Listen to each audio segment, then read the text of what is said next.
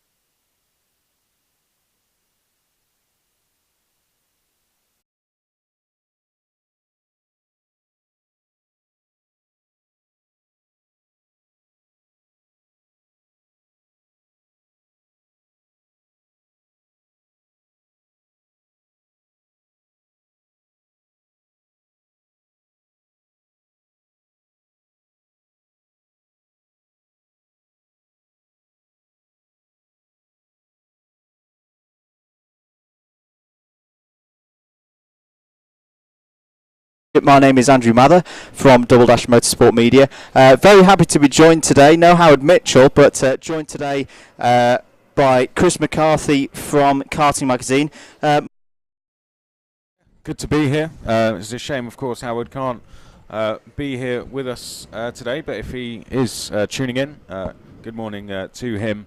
But it always is great to come to BUKC. Got to do one round last year at Buckmore Park, and I have got to race in it in the past as well. I did one race at Clay Pigeon, the finals, a few years back, so it is always good fun. First time at Llandow, and I think the track is going to provide some very good racing.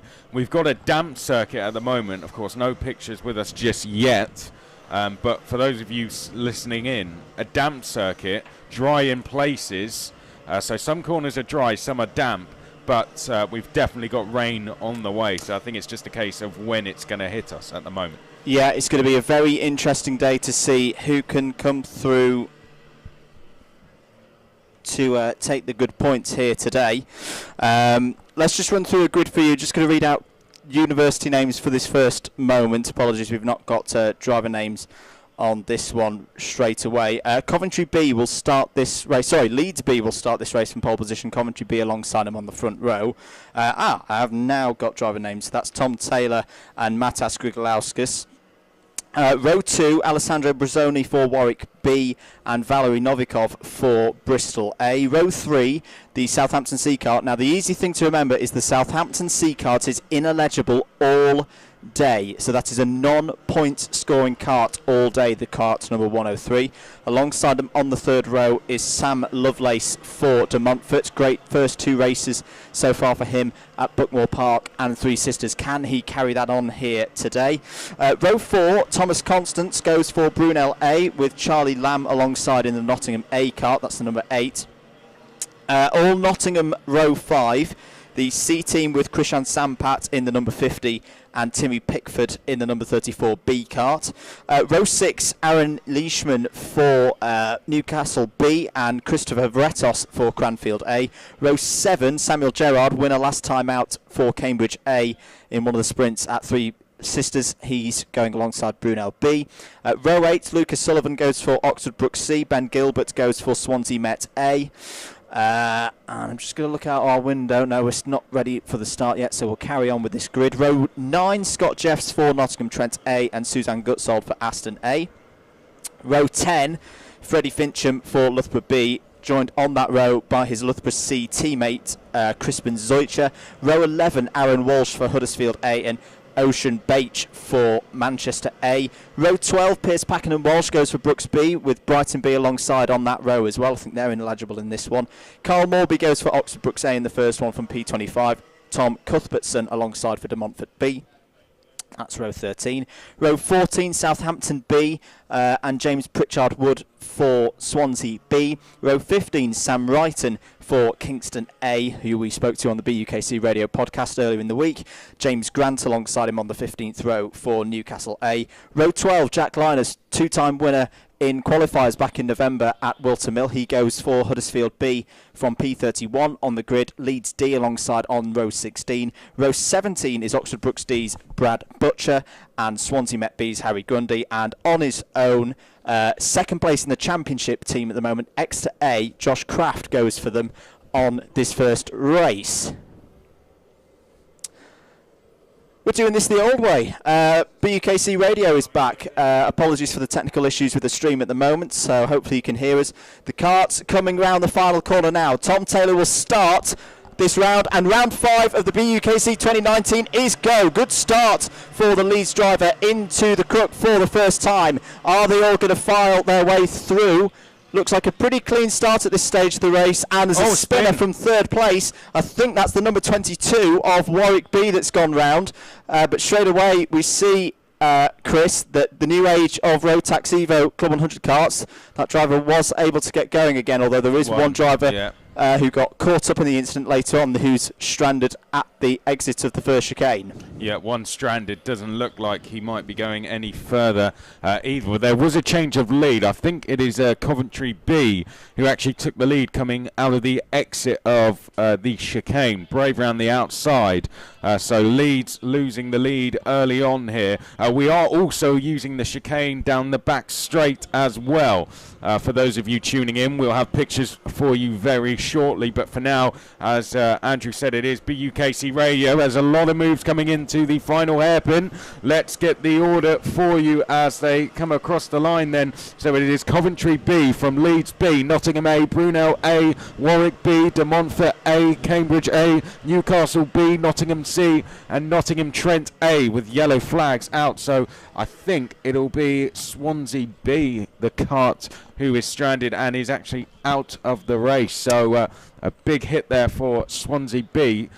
They were starting up the field, I believe, as well. So, no, they were starting in 28, so they got caught out as a driver now coming back to try and find himself a new kart. But breaking away out front is our leader. Yeah, James Pritchard Wood is the driver. For second as well, sorry. I think we've had Nottingham A go through to second. James Pritchard Wood, the unfortunate Swansea B driver who now runs past our commentary box window. I've got memories of Monaco a few years ago with drivers having to run back to get to the spare kart, but still the Coventry B driver in number 32 leading away at this early stage of this race. It is Matas Grigolauskas. Yellow flag still out through the hook for that stranded Swansea kart, who's making their way up through the order. Good moves by Ocean Beach, up 2 positions on that last lap, up to P15 in the number 60 Nottingham A kart. Who else has fallen down as well? Cranfield A have fallen down the order. They're down to 29th. I think they were involved in the first lap incident as well. But apart from that first lap incident, Chris, fairly calm start to this first sprint race of the day. I've got to say, Nottingham A wants to watch in this. Since getting into second, they have comfortably broken clear from both Brunel, Leeds and De Montfort, that De Montfort battle, and they are closing in on our leaders. The gap between first to second when we crossed the line last time was 1.8. Let's see what it is this time. I think that's probably come down. Yes, it's 1.2. So it's coming down at the rate of 0.6 per second. And that's a good start from the Nottingham A kart, who started down in 8th place. I don't know who is actually in for Nottingham A at the moment. Let's Charlie Lamb. Yes, Charlie Lamb. So Charlie Lamb on fire here on what is a damp track at the moment. No rain just yet, as moves being made round at turn 6, I think that is, within the top 10. Well, this is a very good start for Nottingham. We've not been here for racing at Llandow in the BUKC since 2016. But on that day, in 2016, Nottingham A and B were both very, very strong. Now, of course, the teams have changed personnel a fair bit since then, but this new Nottingham team, which has had a quiet season so far in the BUKC, starting this one very, very well. Curb warning out for the leader, the number 32, Matas Grigolauskas for Coventry B, and the Nottingham A driver Charlie Lamb is the first driver under the 60-second barrier, 59.994. I do believe we now have pictures on the stream for you. Good morning. This is how South Wales is looking this morning. As you say, a little bit damp in places, but rain forecast is an issue for the number 72, which is Leeds D. They are coming into the pits. I was going to say, Andrew, you can see it's hard to overtake down at the hairpin. I think that is there because it is wet down the inside of the track. So that is making it difficult to overtake in what is probably the best place to overtake. But look at the leaders. It's not a group of 2. It is now a group of 3 because Brunel have closed in on the top 2 as well. And are we going to see, in fact, is that a battle further down the field? Let's no, that is our leaders, isn't it? It's the leaders. Thomas Constant, and change for the lead as well. Nottingham A, the number 5, will be scored as the leader this time around as they come over start finish. There it is. Coventry B down to second place, but the fastest driver out on circuit is Thomas Constance in the number 12. Brunel A did not have a good time at Three Sisters 2 weeks ago. They need a good day today to get their championship back on track. And this is a good start here from Thomas Constance. He's now going up the inside of Coventry B's Matas Grigolauskas. Can he get the run out of the long right-hander in the mid part of the circuit down towards Chandler's? Yes, he can. And that is Brunel A now up to second place. Cambridge A, by the way, have just gone into fourth place, did that into the hook. And once again, Leeds B finding themselves on the back foot. They've now got Warwick B trying to challenge them, as well as De Montfort A with Sam Lovelace in that kart. So Leeds not having a good time of things at the moment, but we could see a four-way scrap for the lead here as Sam Lovelace dives down the inside at the final corner, and that'll be sixth place there for De Montfort A as they come across the line. In fact, Leeds taking the place back, and De Montfort now dropping a place back briefly, but it'll stay as it was, so Leeds be hanging on to that position just. And here they come into shot with the white crash helmet there. That is Leeds B. Yeah. So that is that battle going on. And you can see our three leaders split by 1.5 seconds at the moment.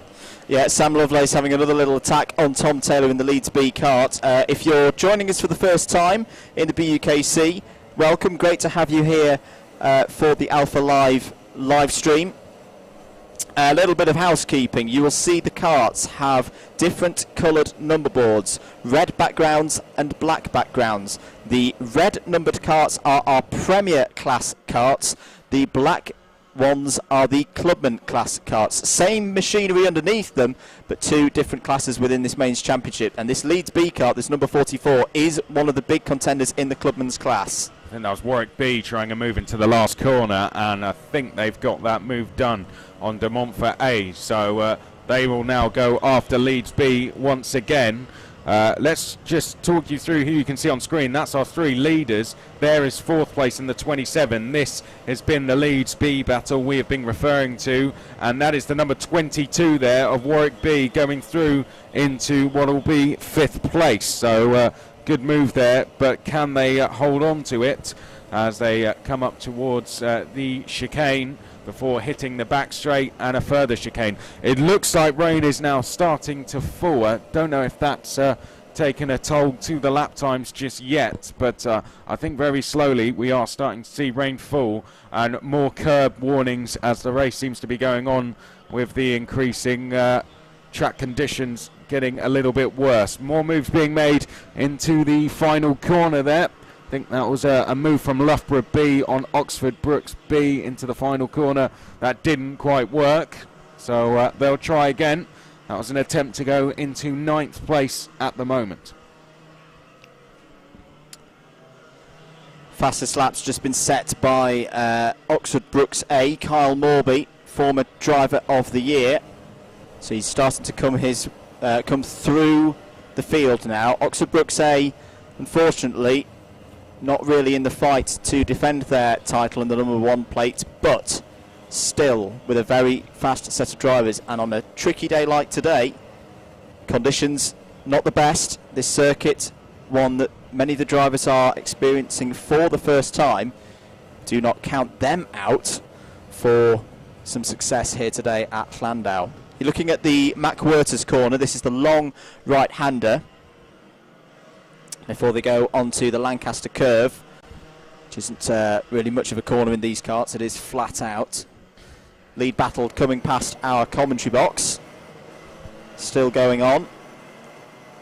And there was almost contact there between De Montfort A and I think Nottingham Trent A as they came through turn number one. Sam Lovelace trying to move down the inside. He's going to try again over at turn number 6, I think that is, as they make their way now down through the long right-hander. And this is all allowing Leeds B to break clear out front. That battle, what is for now 6th, is increasing to about a 6-way fight here. And I've got to say, Leeds B are starting to get a little bit stronger in this race. They're starting to close in the likes of Cambridge A and Warwick B as we get further into this race now. So they are starting to find their feet a little bit here as they come in towards the final corner. I think one of the fascinating things about BUKC is some of these guys may have raced this track in different karts years ago, and then they go out, have 5 laps to warm up, and then they're straight into a race. So potentially that's what we're seeing with a lot of the drivers, just trying to get themselves back up to speed with a track they have either never been to or may have been to once or twice before. Absolutely, and in fact we've got a couple of our championship contenders coming into this. Oxford Brooks B going up the inside of Sam Lovelace there, so that's, but Sam Lovelace makes the switch back. It's Pierce, Packen and Walsh, I think, in the Brooks B kart. This is really the only Oxford Brooks kart still with a decent chance of winning the championship. Currently positioned in 4th in the championship at the start of the day. The Loughborough B kart is involved as well. This is the number 23, 6th place in the championship at the start of the day, but crucially, very much a disruptor, aiding their A team. Think Valtteri Bottas being the wingman to Lewis Hamilton. The job of this Loughborough B team is to be the Loughborough A's wingman, and that's a great move. We've just seen into the last corner. Oh, but Freddie Fincher on the move on Sam Lovelace, and Sam Lovelace fights back. Good scrap this over 7th place. Yeah, it was simultaneous moves. Loughborough B were the ones that were able to pull that one off, and it was for 9th place. Oxford Brooks A behind all that in 12th place have gone quickest, so they are trying to close in on this battle as well. And we are seeing more moves being made on Leeds B there. I think that's Nottingham Trent A into 6th. Yeah, and Scott a change Jeffs for 7th behind, I think, as well, with Loughborough B going into 8th place, sorry. It was indeed Freddie Fincham in the black and white suit with the maroon coloured helmet. 6 karts, sorry. Line astern coming onto the hangar straight, and before they come to the NGK chicane, keeping an eye on this because this is the battle out on circuit at the moment. Sam Lovelace has a little move. Oh, big move as well by Pierce, Packen and Walsh up the inside of Freddie Fincham in the last corner, and he's got it done. Great move there by Packen and Walsh, and he's now having a go at Scott Jeffs into the hook. Oxford Brooks B starting to come through the field. That is going to be them now up to 7th position. Good stuff that from Pierce, Packen and Walsh in the white race suit, who would have just flashed through picture. Here he is to the outside trying to get the switch back, but a bit of a mistake there from Packen and Walsh, left the door open, and that's allowed I think Freddie Fincham, 23, to go back through. So Loughborough B going up the inside, capitalising well there, gaining 2 places, and Packen and Walsh now going backwards rather than forwards as they go up to the chicane. So Leeds B fighting incredibly hard in this battle, and they are now 2nd in that queue, which will be coming through the chicane into your picture now as they come out the chicane and into the final corner. And they can see Leeds B having who's that coming down the inside? It's Scott Jeffs and Packen and Walsh as well. Meanwhile, the leader very close still, 0.14 of a second separating Charlie Lamb in the Nottingham A kart and Brunel A's Thomas Constant. So if we can pick those 2 drivers up, that would be good. The rain seems to have stopped for now. Lap times bobbing around the 58s at the moment, and Manchester A's Ocean Bache has just set the fastest lap of the race so far, 57.927. I'm just looking out for where the leaders are at the moment. They're coming through the NGK chicane now and into the final corner. The battle for the lead is on here between Nottingham A and Brunel A. Here it is on your screen. Nottingham A, though, still holding off Brunel A, but a long, long way in this race to go. 11 minutes of the race to go. It's quite interesting this for Brunel A, because sitting behind Nottingham A with the weather as it is, sort of on and off rain, they can just allow Nottingham A to be the guinea pig almost, hit the braking zones first, and they can just read the track from there. So often, being in Brunel's A position, I'd stick behind Nottingham A for now. Of course, Nottingham A might argue that they're just quicker and able to keep Brunel A behind, but if Brunel A were quicker, I'd stay behind for at least another 5 minutes or so and just wait for Nottingham A to potentially make a mistake. But that all said, Huddersfield B, fastest lap down in 14th place. Breaking clear, and I think that's one of our back markers, thought we had a car breaking clear in 3rd place there. I think we've got a battle forming for 3rd, if anything. There's our leaders coming through picture now. Wait for the battle for 3rd, that's a back marker, and I believe a battle for 3rd forming there. So have we had some changes in that? Warwick B have just gone and set a new fastest lap, and they are in 4th, putting the pressure on Coventry B. So there's your running order at the moment. Still this battle going on, and I think the rain is starting to fall again. Just a couple of spots of rain on the camera there. We'll try and get the weather radar up for you as soon as possible here in the comms box to let you know what's coming in, but it's going to be wet and it's going to be big, I can tell you that. Oh, a crucial penalty, big penalty. This is Oxford Brookes A, and this has been one of the problems of their season. I'm not quite sure what it's for, so I can't tell you what the number of positions will be. I could imagine it may be for curb warnings potentially. I saw a lot of warnings going out for curbs, and we have a move going down the inside into the final corner. I think that might be for third place. It was never going to come off. So coming across the line, Coventry B hang on for now, but I think they have just allowed Warwick B pretty much to go through there. So Warwick B, I believe, up into third place then, with Coventry B just kind of allowing them through and giving up the fight there. So that a change for third. As I say that, we have a change back again. Yeah, changes back. Great fight back from Matas Grigalauskas. This is a big battle in Clubman, you know. Two of the teams that are fighting for Clubman honours this season. Warwick B were on the last chance saloon to make this championship. They were the 54th and final team to qualify. But they're doing a really good job here. Well, I was just going to say, Andrew, I'll keep an eye on the leaders while you're keeping an eye on that battle, because the leaders still right together here. They are indeed. Meanwhile, this battle's still going on, so you've got a two-way battle for the lead, a two-way battle for third place as well. Coventry B now back ahead of their local rivals, Warwick B. As I say, these two teams up at the sharp end of the Clubman's standings, the subclass within the mains. Coventry B won one of the rounds at Three Sisters last time. What was a very good day for Coventry as a squad, but Warwick B up the inside, down into the bottom of the bomber straight, and that's going to be Warwick B back up into third place. Great move there. And I think we've had a change for fifth as well. I think Loughborough B were able to make a move there on Cambridge A. So that was coming out of turn 3 and down towards turn number 4. So a good move there. I'm pretty sure we'll get confirmation of that next time they cross the line. But your leaders are coming into picture now. Here they come down towards the final hairpin. And Brunel A still at the moment just following Nottingham A here. And are they just allowing, as we talked about earlier, for the laps to tick by? The number 12, Brunel A, and then we have in the number 5, Nottingham A. And they've just set a personal best time of Brunel A. So if we thought the rain was falling, it's not affecting the track. Clearly it has stopped once again. It's quite hard to tell where we are sat from, or stood from rather. As a quick look over the shoulder there. Here's the battle for third place. Coventry B versus Warwick B. And here come your leaders now out of turn number 7. Nottingham A doing a good job under a lot of pressure here from Brunel A. Wonder what kind of impact this could have championship-wise in this battle here between Nottingham A and Brunel A.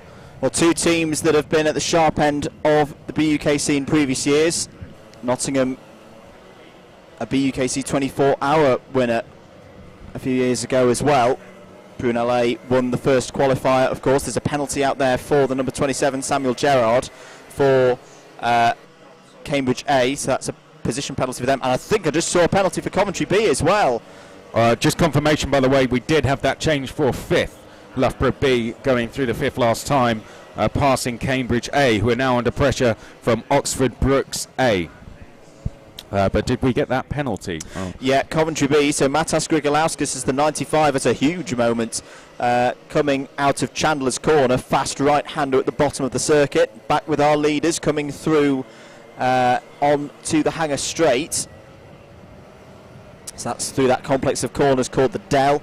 Then through the NGK chicane. Then braking hard into Raymond's hairpin. And at the moment, Charlie Lamb doing a very, very good job, Chris, of dealing with this traffic and keeping Thomas Constance behind.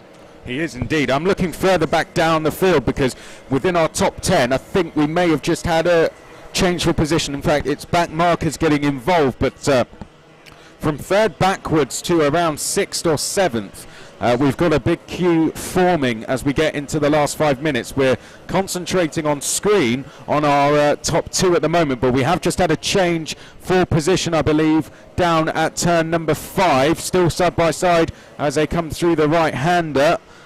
So this is off screen at the moment, and a spin, unfortunately, there for one of our drivers down the field a little bit, and a spin coming out. That's the driver recovering, sorry, as they come down towards the chicane. Here are your leaders on screen, and still Brunel A sat behind Nottingham A, but I think we're about to see a move further back into the final corner with Oxford Brookes B trying to line up a move on Cambridge A. Yeah, so Cambridge A already with the penalty. But Oxford Brookes B fighting for the championship here. Piers Pakenham Walsh, the first driver out for them today. This battle for the lead carries on. Thomas Constance trying to find the correct line. Just checked the weather radar. There is a little bit of light rain in the area. I think we're more concerned about the... As here's the battle for third. That's Coventry B back ahead of Warwick B. So their battle in Clubman still continuing. Yeah, but now the weather radar suggesting showers in the region,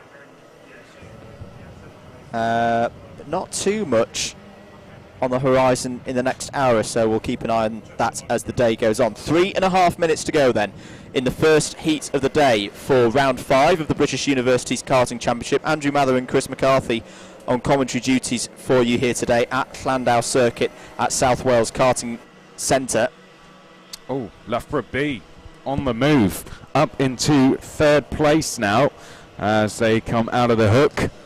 So And hopefully we can pick that one up, actually, because that is quite an interesting battle we have developing. I know we have our leaders together, but we've got around 5 or 6 in this. And as the battle for third heats up, and a change, actually, there we can see on screen that for 5th place. I think, is that Oxford Brookes A make a move on Coventry B.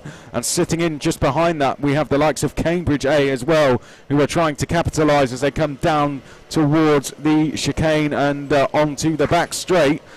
Our leaders still close as ever, but this battle just growing and growing now, as here it is. We're going to pick it up out of the chicane. That is third place Loughborough B, and then everyone else behind, and that is a change, is it, for 5th? I think that's Oxford Brookes A trying a move on Coventry B, and that was successful, so change for 5th place. This is brilliant. This is just the kind of Oxford Brookes performance that we've been waiting for all season. We saw glimpses of it during round 4 at Three Sisters a couple of weeks ago, but this is much, much more like it for the reigning champions. They're moving up through the field now. They're working together, the A and the B team. You see Piers Pakenham Walsh there in the white suit and the colourful helmet going down through Lancaster Curve and into Chandler's now, trying to mark his way through. And this really is good work, because what you're seeing here, Chris, is the number 1 basically working for the number 2. Oh, as the number 18 was off there, Jack Linus runs wide, but the number 1 working really hard for the number 2 and basically acting as a bit of a, not literally a battering ram, that would be illegal, but carving their way through the field and letting the Brookes B cart follow them through as well. I was going to say, last time round, Brunel A made their first real attempt, as you're looking at the battle for within the top 5, as I think Brunel A trying to move down the inside, almost there on Nottingham A. So that's 2 half attempts now for the lead for Brunel A, which haven't quite gone off. And Nottingham A are starting to go defensive. This the closest I'd say Brunel A have been, as you continue to watch the battle from 3rd down to about 7th. We'll pick up our leaders again, I'm sure, who are on the back straight and through the NGK chicane now down towards the final hairpin, because we are into the last minute. So I guess we are going to have to go to this battle here for the lead, Andrew, as it makes its way down towards the first chicane. And we are on to the last lap, Andrew, and I'd say this is the closest Brunel A and that number 12 car have been for a number of laps. They have tried a couple of times to make a move, but it seems Brunel A are quicker in the first half of the lap. Nottingham A are quicker in the second. And there is a little bit of traffic just up the road from them that the 2 leaders might catch.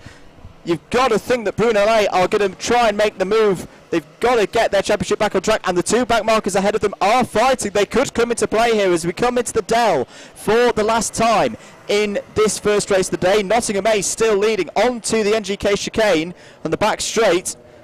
Brunel A are going to have one opportunity here, but I don't think they're going to be close enough. Into the final corner they come, round the final corner. This is going to be a fantastic win and a brilliant start to the day for Charlie Lamb. He takes the first race of the day for Nottingham A, 60 points for them. A good score from Thomas Constance for Brunel A, he scores 59, and then we wait to see who's going to finish third, and that's a crucial third there for Loughborough B and Freddie Fincham. He takes that position. Oxford Brookes A finish in fourth place. They have a penalty though, so that will promote their B team up to that fourth place. They finish fifth on the road. Warwick B are sixth and win out in that great fight between themselves and Coventry B. Cambridge A finish 8th on the road but have penalties. Scott Jeffs gets another top 10 in the BUKC for Nottingham Trent A in 9th. Good strong result for Leeds B as well, finishing in 10th place. 11th for Manchester A, 12th for De Montfort A, 13th Huddersfield B, 14th Brooks C, 15th for Swansea Met A, 16th for Huddersfield A, 17th for Newcastle A, followed home by Newcastle B in 18th. 19th for Exeter A, not a good start for the team currently second in the championship. 20th for Bristol A, 21st for Nottingham C, 22nd Kingston A, 23rd the ineligible all-day Southampton C, which will promote their Southampton B team into that position once that's taken into account. 25th for Aston A, 26th for Loughborough C, 27th Cranfield A, 28th Brooks D, 29th for Nottingham B, 30th for Swansea Met B, 31st for Brighton B, 32nd De Montfort B, and my timing screen has just reset. So I think we are about ready to head down to Jacob Harris, who's down on the grid, and he's going to talk to some of the drivers. Morgan, can you hear me? I don't know when I'm live, is the thing, Luke.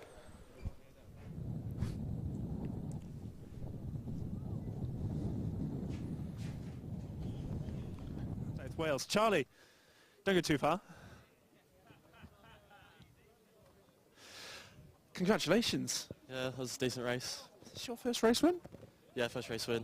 Third race I've done, so in sprint races. So. Third race you've done. How have you managed that? Don't know, just all came together today, I guess. Just sort of got on with it and didn't make any mistakes. So, yeah. So are you a BUKC fresher then? Yeah, it's first year uni. What have you done previously? Quite a lot of MSA racing. Yeah. That's the deal then. Decent start to the day for you guys then. Can I expect to see you again this afternoon in the endurances? Yeah, hopefully, if we can, just crack on and have a decent race. I'm with Lewis Bickers later, so hopefully have another decent result then. Brilliant stuff. Just talking to us, Charlie. Our race winner there, Charlie from Nottingham A. I'm going to talk to Kyle Morby if Kyle turns around. No, Kyle's going to go the other way. Get Kyle for me. Come over here. Come on, we're keeping the viewers waiting here, Kyle. Kyle Morby's going to talk to me from Oxford Brookes A because it's not been the best of seasons for Oxford Brookes A. Just so you hear about your penalty. An upturn in form? It's because it's wet.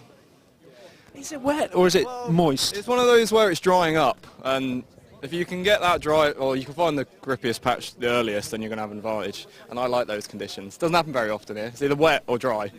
But no, it's all right. It's all right. Maybe this circuit's different. You never know. Has this left you feeling any more optimistic towards your chances in Drivers' Championship? A little bit. Although the Drivers' Champ's 82 kilos, and I'm all right for that. So we'll see. We shall see. Right, you got a little bit of grass under your eye by there. I'd wipe it off. Can you get it for me? Oh, thank you, Jacob. There we go. Yeah, you're all good. You're looking perfect now. Thank you. And How's like you? stop it. Stop it. You don't get bonus points. You know this. I've told you. I told you last night. Cheers for talking to us, Kyle. I'll surely see you later. Kyle Morby there of Oxford Brookes A. Race 2 is lined up behind me. Let's go have a chat with some of the drivers. Kingston seem to have acquired themselves a pole position for this one. Is this pole? Who's going out? Jake, come and have a chat with me. Pole position for this one for Kingston. Are you a nervous man? No. not today. Okay. Are you confident you can bring this one home? No. What can we expect to see from you going into the hook? Well, the rest of the guys are probably hoping for a massive crash. I'm just hoping not to make a fool of myself, really. Who have you got lining up alongside you? Have you sized him up yet? No. Me neither, to be honest with you. It says Brooks on his seat insert. Does that worry you? Yes. We'll go and have a quick chat with him, see what he reckons about starting alongside you on the front row of the grid. But have a good race. Thank you. On our way over, we will just quickly grab team captain Andrew Hunt. Andrew, I believe there's something you want to say. Yes, there is. Happy birthday, Grandma. Happy birthday to Andrew's nan. Lovely job. Let's see who's lining up alongside. I think we've got the Brooks C team here, is it? And who's going in? Dylan Roach. Dylan. Front row of the grid. What can you do from here? I just try and keep it clean and hopefully get in the lead. I mean, that's the plan. It's going to be hard starting from the outside, but we'll try our best. Also, I did a shout out last year and I forgot someone. Gag and Dial, I'm very sorry. There's your shout out 12 months later. There you go. There's a long backstory, so I won't go into detail about that. All right, Dylan, appreciate that. We're going to push further up the grid, but glad you finally got that in. Fantastic start today then. Henry Jackson lines up in third place for Nottingham Trent. Henry, we'll start with you in terms of our discussion on Fat Gates. As our heavyweight champion, how have you found this year? It's been a bit of a struggle, honestly. The carts are set up in a way that definitely benefits the lighter drivers. That's at 75 kilos, that's for sure. I mean, there's been some discussion on what to do about it. Either implementing a different class, like a heavyweight class system, but I don't think anything's being done this year. So I think we just got to suck it up, apparently, which is a bit annoying. See what happens and wait until the Drivers' Champs. We've just seen heavier driver, I shall say, Kyle Morby have a decent race there.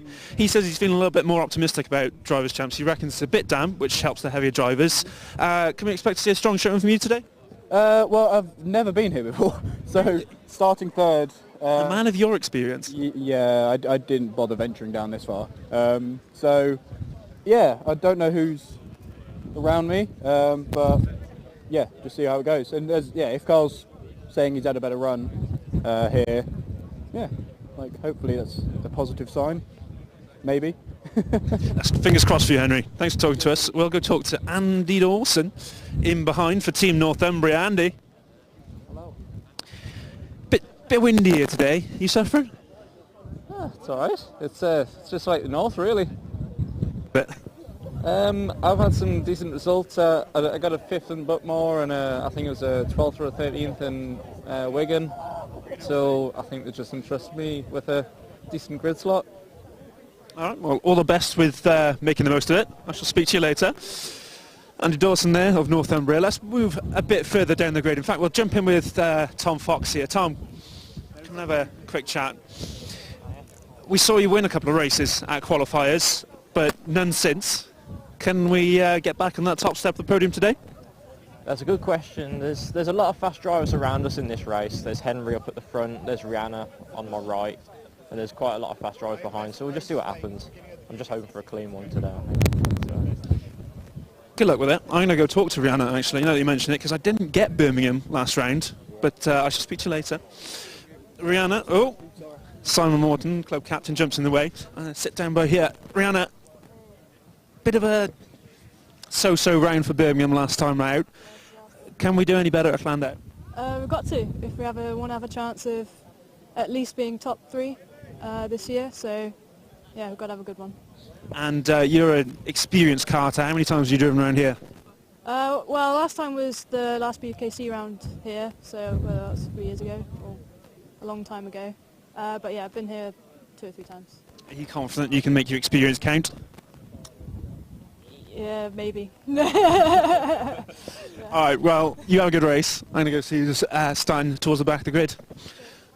Rihanna there, talking about Birmingham's title hopes. Kirk Langley lines up in this one as well for Southampton. Kirk, bit of trouble getting numbers at this round. Yeah, only six of us could come, mate. I think there's a strong correlation between the only race in Wales this year and no one that wants to come, so... I was going to say, is it something I said? Potentially, mate. Something I did. Yeah, I think more that. You've taken all the Tinderbirds apparently, so... Well, I can't help myself, Kirk. I got to fill up my days I'm not doing BKC somehow, haven't I? Yeah, mate, apparently, yeah. I thought I was going to get lucky, but apparently not. A bit heartbroken. I can point you...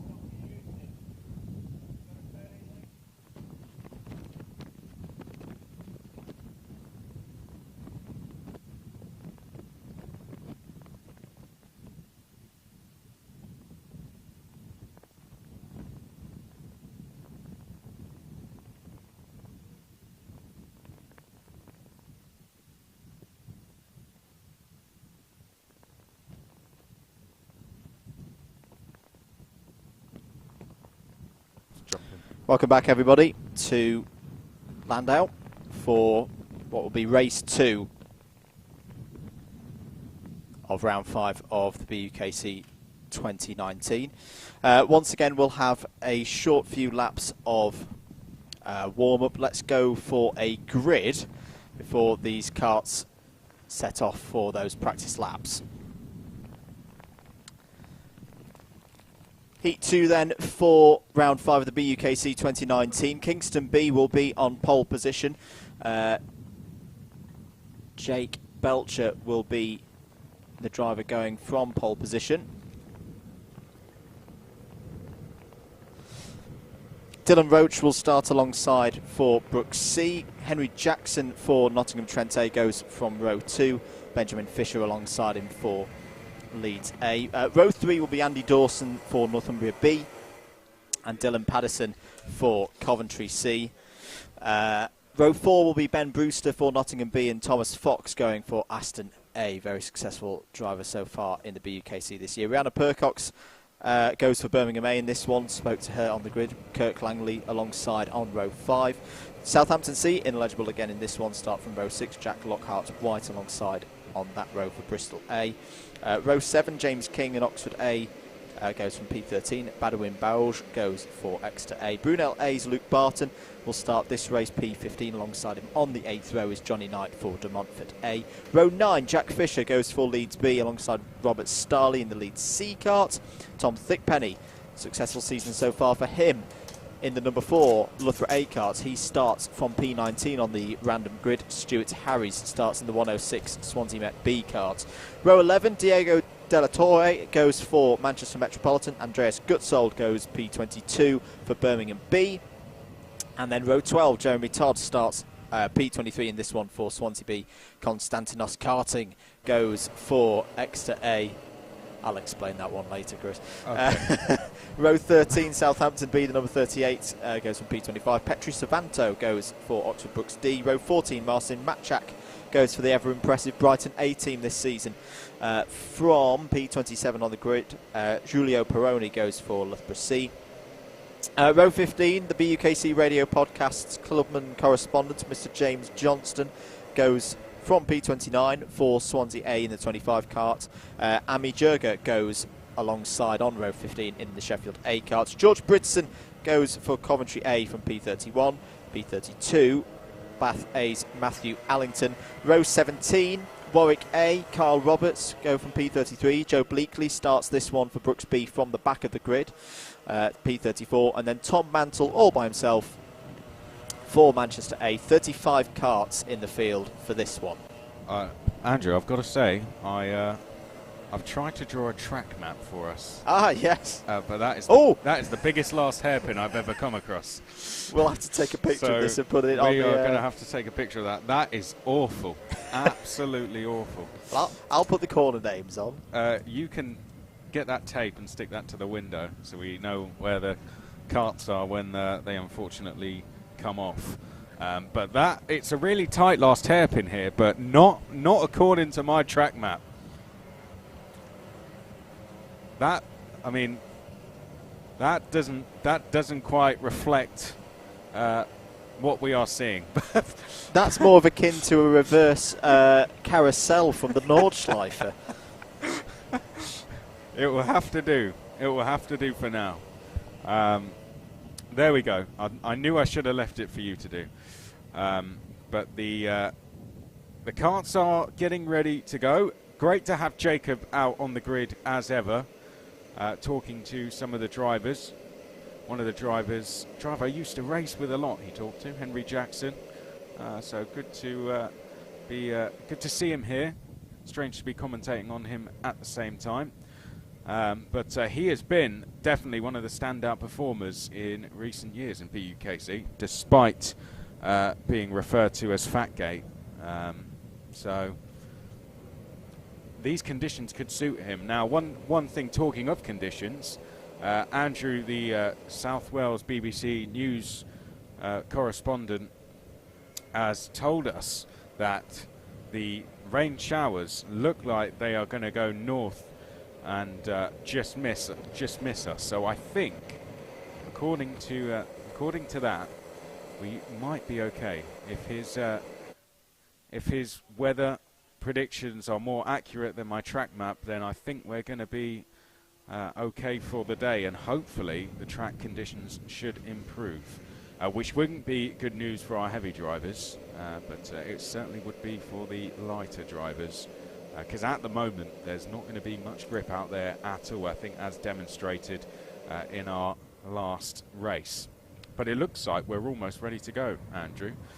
The carts are lining up. I think we've got maybe one more rolling lap, and then we will be ready to go. Well, the key will be to keep an eye on the pushcart driver. I think we are ready to go.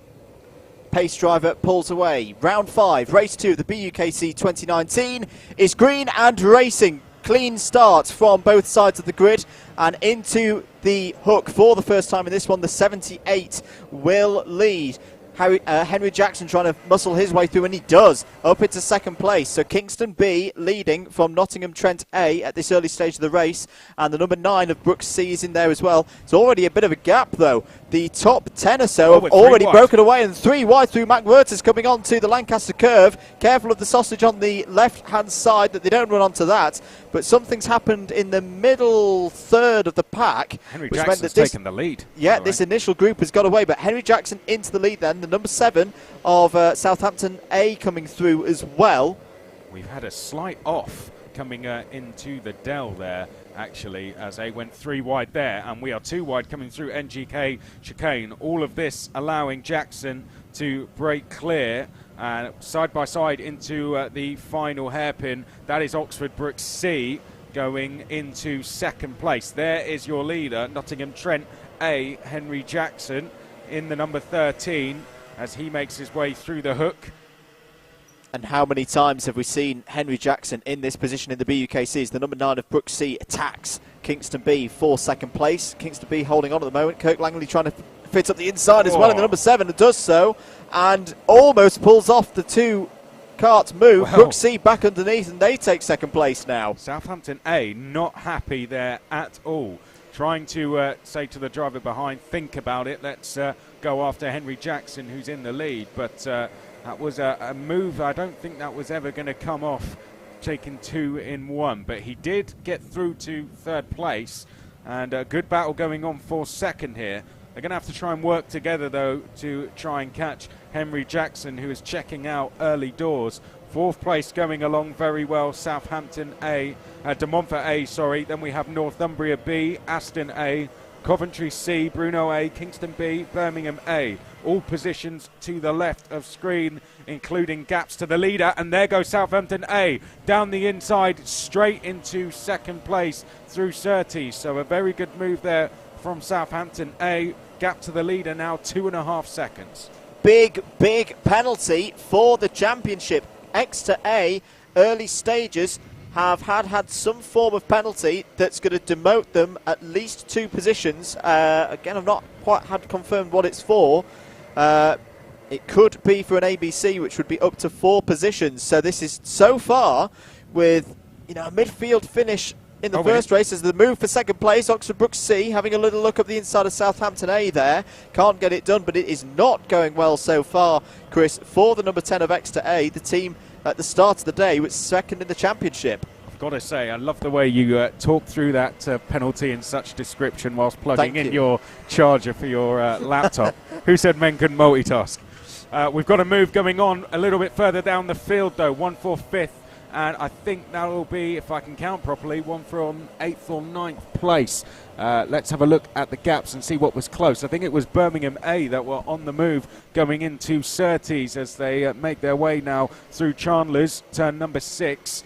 And it is tightening him up in that 4th place battle. 4th back down to about 9th place, 10th place even, as they come through the NGK chicane. We're side by side. First time I think we've seen this. Oh, and someone running a little bit wide there. I think that was the number 12 of Brunel A, but they've just managed to get through safely.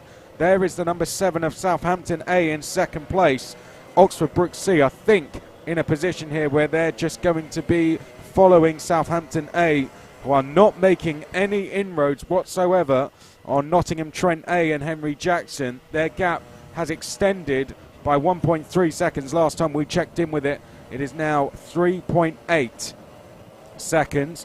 Rihanna Percox there in the red and white race suit trying to make a move, and I think that's going to be successful down at Chandler's. So Rihanna Percox up a further position there in the number 8. The Birmingham A team had a bit of a humbling experience at Three Sisters. They had a lot of good pace, but too many penalties on that day cost them quite a few championship points. This is a big day for them. They've got to get a double podium in round 5 and round 6 if they're going to have any chance of fighting for top honours come the final rounds at Wilton Mill in a few weeks' time. This is a good start for them, though. Keeping it clean at the moment is Rihanna Percox there. Personal best lap time of a 55.152 and up into 6th place. We've got a move going on down at Surtees. Seems to be the most popular place at the moment. I don't know if that's on a back marker or if that is for position. I think it might be on a back marker, in fact, as they come through and into Chandler's. A close battle there. May have been for position, in fact. I think it might have been Coventry C who were on the move there, as they come through the Dell now and up towards the NGK chicane. I don't know if we'd spotted this one as the move up the inside for Brookes C going for second place. Can they get the switch back defended? It's still side by side as they come over start finish. Can Kirk Langley hold on the inside into the hook? No, he can't. And Oxford Brookes C up there to second place. And here is now Aston A. They have joined this battle. Aston A, Thomas Fox, has now joined the party, and he's not alone either. He has brought Northumbria B with him as well. Just trying to see who's in. It's Andy Dawson in for Northumbria B at the moment, and Southampton under a lot of pressure now as they go down towards Chandler's. Here we pick them up. So in the red hoodie there, I think you can see Southampton, and a little bit of contact going in towards the chicane into the Dell. And in the black race suit, that is Aston A, Thomas Fox, who may be trying to make a move into the final hairpin. Let's see. Southampton goes slightly defensive, and that for the time being is going to put off Aston from making a move, who are now under pressure themselves from Northumbria and from Birmingham A. Rihanna Percox at the back of this trio has also joined the queue. She has indeed. Can she get these positions for, and up the inside, has a little look to Sandy Dawson. That slightly compromises his line. Is he going to get attacked into McWhirter's? Here is McWhirter's corner. You see that sausage curb on the left-hand side. Drivers have been told they are not allowed to straddle that. Straddling in that will mean a straight black flag. Curb warning for the number 32, which is Coventry B. And I think Rihanna Percox has indeed now made that position for 5th place She has on indeed. Northumbria. She's quickest on track, by the way. Holds the fastest lap at the moment as she comes through the NGK chicane. 4th in this queue we're looking at. There you can see the 17 of Aston A trying to put more pressure on Southampton A. And the gap last time, not last time round, the time before that did come down to the leaders Nottingham Trent, but it's slightly gone back up again. So perhaps Henry Jackson given the hurry up last time around, but it is this Aston A, Southampton A battle that is the most interesting one to watch at the moment. And an attempted move there. I don't think it's quite worked though. As on the exit, Southampton A still side by side, but that is a change as they go through Chandler's. So that is Aston A now up to 3rd place. Great attacking there from Thomas Fox, who is quickly becoming one of the star drivers in the BUKC. Now, can Kirk Langley hold off Rihanna Percox? Curb warnings coming in for Oxford Brooks B, Southampton A. Here battling with Birmingham A and the driver in 2nd place, Dylan Roach, for Brooks C. So the drivers have got to be careful about that. We saw in the first race penalties start to accumulate up for multiple uses of the curbs. Once again, Rihanna Percox quickest on track, new fastest lap last time round, but it's immediately beaten by Loughborough And A. up the inside goes Percox and Birmingham A through. Good move that. But you're absolutely right, Chris. Loughborough A, Tom Thickpenny. You'll see him out there in the red and white suit with the orange and yellow and red helmet. There he is, going down the Lancaster curve, flat out. He's had a very, very strong season so far for Loughborough A, who, remember, are the championship leaders going into round 5 of the BUKC 2019. And he's made a move. Sorry to cut you off there. He's gone into 9th place, past Southampton B. So 1 ticked off in this little queue, 2 to go. Yeah, the 38 kart. Rory Gill's in it at the moment, but he's ineligible in this race because he's racing in the A-team as well. Oh, I've just seen someone's race helmet go flying down into the car park. That's probably not very good for it. Anyway, back to the race. I never like to see that. It's like, oh, that's going to be expensive. 15 minutes in this one to go. Race 2 here at Llandow. Track limit warning for the ineligible Southampton C car, but look at the pressure that Dylan Roach is coming under now from Thomas Fox. This is for 2nd place. There's Henry Jackson, all on his own. Very lonely at the moment, but quite happy there up in the lead. But here's the battle, and Thomas Fox has a little look to the inside. Oh, that's brave, into the Dell. You don't often see an overtake being done there, coming down the Spitfire straight. And Dylan Roach has got them like a swarm of bees on his rear bumper now, with Aston A, Birmingham A and Southampton A all there. Will Thomas Fox have a look into Raymond's hairpin? No, he doesn't for now. Gets a little bit crossed up. That's going to give the opportunity to Rihanna Percox for a chance into the hook. Side by side, the 2 Birmingham City universities, and Birmingham A, Uni of, go past Aston. That could be a crucial move there for 3rd place. Yep, good move that from Rihanna Percox. Every time she's caught a team, she's gone straight past on her first attempt. And a penalty now for Aston A. So irrespective of that move, Aston A are going to lose that position to Birmingham A. Now, can Birmingham A find a way past Oxford Brooks C? I wonder what the penalty was for. I wonder if it was track limits again, or whether it was something else we didn't quite spot. Either or, they've picked up a penalty. As you said, not good for them considering they're in this battle 4th, so 3rd in this queue at the moment. Oh, just get off the track there, sir. Just got into the marshal post in time. But there we can see Rihanna Percox. A little bit of a gap to close in now to Oxford Brooks C. But considering the pace she's had, I don't think it will take her very long to close that gap down. Less than 14 minutes to go now in this one. And looking further back, by the way, Tom Thickpenny has made his way through that whole queue of karts behind, still holds the fastest lap. He's now 7th. The gap from him to this battle for 2nd is around 3 seconds. So we'll monitor that over the next 13 minutes.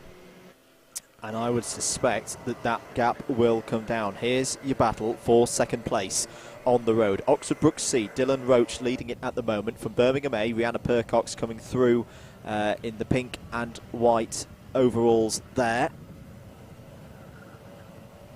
So at the moment, this group is quite steady. Let's keep an eye on the pace as well. They're pretty much even with Henry Jackson in the lead.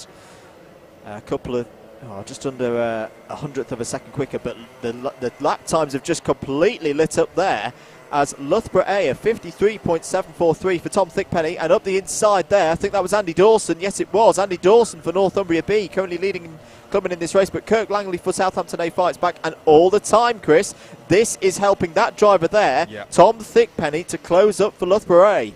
Yeah, he's getting closer now. It's 2.5 seconds, so it's come down by a whole half a second on this lap. Rihanna Percox, since getting into that third place, hasn't quite been able to put as much pressure on Oxford Brookes C as maybe some of us would have expected her to. But there is still plenty of time in this race. But as we said, we got a penalty for Oxford Brookes B. Too sure what that's for, but it's Tom Thickpenny in the back of shot. That is the danger man at the moment. Here's the battle between Southampton A and Northumbria B. In the black race suit there, Northumbria B tried a move, didn't quite work, and coming up to this corner last time round, turn number 5, they were able to, they lost the place back. They try and move again. Southampton are going to be on the outside as we go down towards Chandler's. Can they complete the move? Yes, so they are through this time. Now they've got to try and get on with it and go after the number 17, Aston A. Crucial move, because you just saw again in the background the number 4 of Tom Thickpenny is encroaching on these drivers like a shark. He's just taken another 0.6 of a second on that previous lap out of these two drivers here. He's by far the quickest driver out on circuit. Let's check the lap times as they come through again this time around. All the top 6 or so in the 54s. Only 1 second Thickpenny in the 53 mids, a 53.7, so that's another bit of the gap gone. But also he's pulling Rory Gills with him in the Southampton B cart behind. Yeah, he is really closing in now. Tom Thickpenny in the groove, as you'd say. And I think he's going to have Southampton look. Just as I was about to say, Southampton will be looking over their shoulders. They did. So Southampton now aware. A bit further back, we've got plenty of moves being made through Surtees all the way down the field. Some good battles going on, actually. One good battle in particular coming through turn 5 there. Not too sure where that's for exactly. Yeah. But, it's good battles going on up and down the field. I know we've mostly focused on the leaders, but we've got a good battle going on through the Dell, and also just behind that, two groups of, one group of about 7 carts and one group of 5. But Tom Thickpenny, there he is in the red race suit, red and white race suit. He's now caught Southampton A. I expect a move to be made into Surtees. He pulls to the inside, and easy as you like, Tom Thickpenny and Loughborough A up into 6th place. Really, really impressive stuff from Tom Thickpenny. He's now got Andy Dawson next ahead of him on the road. Just to mention those battles again, they are going well. And battle for 2nd place. Here comes Birmingham A trying to go through. There's a penalty for the 38, and up the inside goes Thickpenny. He's already through. He's already gone past the Northumbria B cart of Andy Dawson. This is fantastic from Tom Thickpenny, but the battle now going on for 2nd place. That was the closest so far, Chris, that Rihanna Percox has come to getting past Dylan Roach for that 2nd place. Yep, she must have made a move, and Oxford Brookes C got the switch back, so a good attempt perhaps, but definitely some defensive driving being forced now from Oxford Brookes C. Warning for Exeter A. Now the gap from Aston A and Loughborough A, which is the Tom Thickpenny cart there, is around 1 second, as you can see to the left of your screen.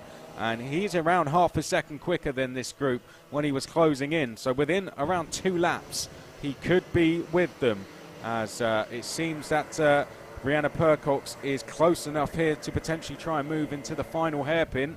Through the NGK chicane they come. Can she try and move into the final hairpin? No. Got to say, Oxford Brookes C not going overly defensive. Dylan Roach there only defending when he is forced to, not unnecessarily, which is good driving. It is indeed. The battles that... I was going to say, by the way, Southampton B have caught Southampton A as well now, and they are really applying the pressure as they come up to Surtees. Pressure being put on by Rihanna Percox again on Dylan Roach. Had a little look through Surtees. Here's your battle between Southampton A and on to the sausage curb now. That will have been an interesting one. It was Northumbria B running out there. They were A little bit forced out there by Southampton A. And I wonder if Southampton B actually got through as well. I think they did. Yes, they did. So Southampton A doing the B team some favours there as well. As we see a move, Tom Thickpenny almost trying to move into the final hairpin. So that is him now trying to get past Aston A as we follow the number 4 coming in towards the hook. And he's going to try and move down the inside, and Thickpenny into 4th place then. So fantastic stuff. Gives the signal to work with him there, does Tom Thickpenny. But I tell you what, I don't think he'll need any assistance. He's doing this all on his own. As up ahead, we see Birmingham A go into 2nd. So Rihanna Percox into 2nd place. But Dylan Roach is fighting back, coming into Chandler's now. Oh, that's a very brave attempt by Dylan Roach. A very fast corner is Chandler's, and both drivers dealt with that very, very well. I've seen lesser drivers, including myself, make a bit of a mess of that one and result in contact. But what that has done is allowed Tom Thickpenny to close right in on this battle for 2nd place. It's now 3-way battle, 8, 9 and 4. Birmingham A, Brooks C and Loughborough A. This, Chris, is going to get tasty. And look at Tom Thickpenny, he's already gone for 3rd place. Another brilliant move there into the hook.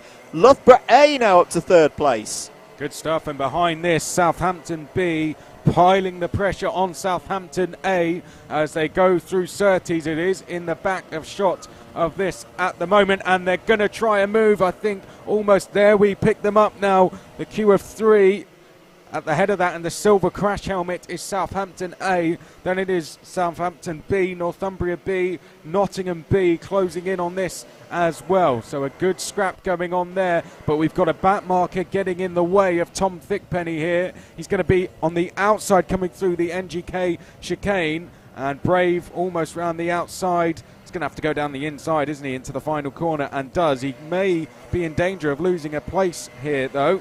Let's see, he's going to have to go around the outside into the hook, and he's going to be brave enough to do it down the inside into the left. Oh, and a bit of contact behind that, but good driving that from Thickpenny to get through crucially as we are approaching the final 5 minutes. We are indeed. There's also been a penalty out there for Oxford Brooks B, currently in 11th place. That's not good for a team that's trying to fight for the championship here.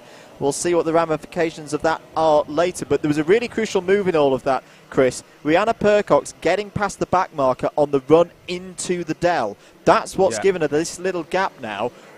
But the thing is, Tom Thickpenny, the pace he has in this race, I reckon he's going to close that in this remaining 5 minutes. Look at the NGK chicane. We've got the back marker in the way of Southampton C as well. Yeah, so it's Southampton B are in that as well. Is it? Oh, is it the C team? It's the C card that's the back marker, yeah. Well, they're not doing the A or B team any favours at all here. They've got Aston A actually ahead of them, so they may be doing them 1 or 2 favours for the time being, because they're holding up Aston A, and at B, the Southampton B and A team are just behind.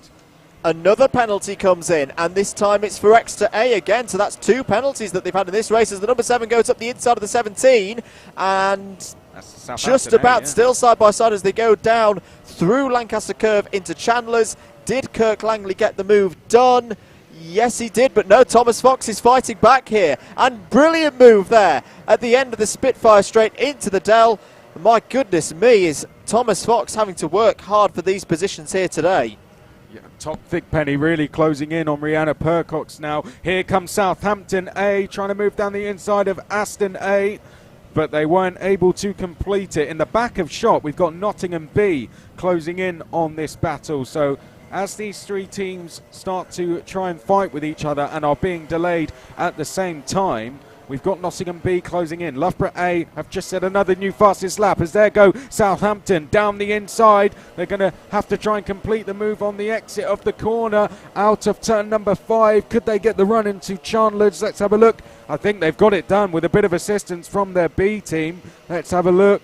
Yes, Southampton A through and Southampton B also through. Aston A then down to 7th place. They are indeed. The 34 involved in there as well. That's Nottingham B as coming into the final turn, and looking up the inside is Thickpenny. Can he get the move done on Percox? Yes, he can. So Tom Thickpenny is now through and up into 2nd place with 3 minutes to go. Yellow flag, Andrew. We've got a yellow flag over at the Dell. Now, who's that that's gone off? I'm just trying to look at the... And move back up the inside. Percox back into second place. So Percox fights back. Bit of advantage there from the back marker, the number 35, which is Manchester Metropolitan. But that's really good stuff from Percox to get that position back. Where Tom Thickpenny now has another go himself. This is great stuff between two teams in the championship mix. The yellow flag has now gone. Percox retakes second position. This is fantastic.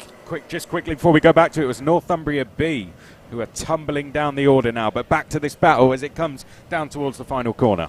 Down into the final corner again. Thickpenny up the inside of Percox. Can Percox get the switch back out of Raymond's? They're still side by side. Fantastic stuff again in the BUKC. Dylan Roach is still in there as well for Oxford BUKC. But finally, at last, Tom Thickpenny works his way through, and now I would suspect, Chris, that he'll start to pull away. Well, that's what we thought last time, and then Percox went straight back through.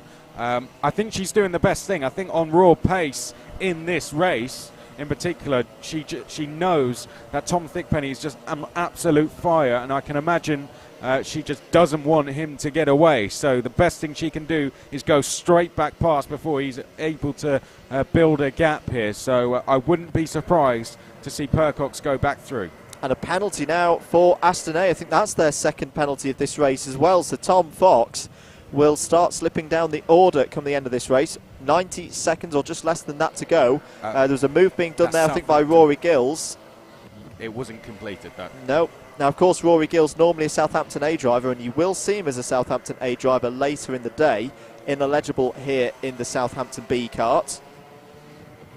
So I suspect he will just follow Southampton A around in that case? Should do, but you can never predict that with the Southampton boys sometimes. Battle still raging on for third place. Kirk Langley back up to the front of the battle for fifth place. And to be fair, yeah, Rory Gills is actually doing a quite good rear gunner job here for Kirk Langley in that A kart. Less than a minute to go. We've not talked about our leader in quite a long time, but it's still Henry Jackson. Yeah, he is, the number 13 kart for Nottingham Trent A. Will go on to the final lap. Sees the final lap board there with 30 seconds to go. And has a comfortable 6.910 second lead. Oh, actually, no, that's gone a little bit down on that last lap, but that was due to traffic. Still very comfortable for Jackson. And well, we've not seen much of him in this race, Chris, but this has been another very impressive drive from the experienced Jackson. It has. He's always been a good driver. Started back in 2008, raced in the road tax classes at national level. Was always a really quick driver who, as I said, got to race on several occasions back in those days. And it was no surprise when I saw his name appear in BUKC. Thought straight away he'd be fighting for the lead. And he's only now got one corner to go with 6 seconds in the bag. He has indeed. Comes round the final corner now. Nottingham Trent University will be very happy with this. Henry Jackson wins in the BUKC again. He takes race 2 here at Llandow for round 5. It's a comfortable victory, one of the most comfortable victories we've seen for an individual this season, but a great drive into second place by Tom Thickpenny. That is crucial for the championship. Rihanna Percox gets through in third place. That's been her best race in quite a while as well. And fingers crossed, hopefully, please, that was clean. No penalties this time for my former team. Oxford BUKC finishing fourth. Good drive that from Dylan Roach. An entertaining drive to fifth for Kirk Langley. Rory Gills sixth for Southampton B, but he's ineligible, so he'll be taken out of the results. Oh, still battling as they're going across the line. All the way. You know, that battle was one of them I referred to earlier as saying, oh, we got a battle going on at the Dell. That went on for about 20 minutes. That was Warwick A and Brighton A down in 19th. I think they were separated by 2 thousandths of a second. We'll confirm that as we go down. Aston A 7th, but they've got penalties. Nottingham B 8th, 9th for De Montfort A, 10th for Oxford Brookes B, they have penalties. 11th for Birmingham B, 12th Exeter A, 13th Leeds B, 14th Brooks D, 15th Sheffield A, 16th Coventry A, 17th Leeds C, 18th for Swansea A, Warwick A and Brighton 19th and 20th. And yes, separated by 2 thousandths of a second at the end there. Coventry C were 21st, Leeds A 22nd, Loughborough C 23rd, Kingston B from the front of the grid eventually finished in 24th, Bristol A 25th, Brunel A 26th. So not a good result there for Brunel A. 27th for Exeter B, 28th for Swansea Met B, 29th for Bath A, 30th for Oxford A, 31st for Northumbria B, who span out having run in the top 10 for a long time early on, 32nd for Swansea B, 33rd for Manchester A, 34th for Manchester Metropolitan A, and 35th and ineligible for Southampton C. I was going to say, Andrew, a quick shout out to Oxford Brookes B. They were the biggest movers within the top 10, gained 24 places in that one. Southampton B gaining 19 places. Jacob is getting ready. Don't think he's quite ready just yet. And we will go down to him shortly. Okay, Andrew, I'll pass it to you then. Yep, so I think he's got Henry Jackson down there to having a chat with him. The winner, of course, of race 2. Let's head down to Jacob. Thank you very much, Andrew and Chris. I am here, Nottingham Trent's race winner, Henry Jackson. Henry, is Fatgate over? I knew you were going to say that. As soon as I was out there and when I was in the lead, I was like, I'm going to eat all my words now. Not predictable, am I? Yeah. I don't know. It might just be the circuit. It might just be some changes they've made. But it's mattered more in the past. But apparently, doesn't really matter here. We just had Kirk Langley lined up in 5th. He was weighing at 96. You're a heavyweight yourself.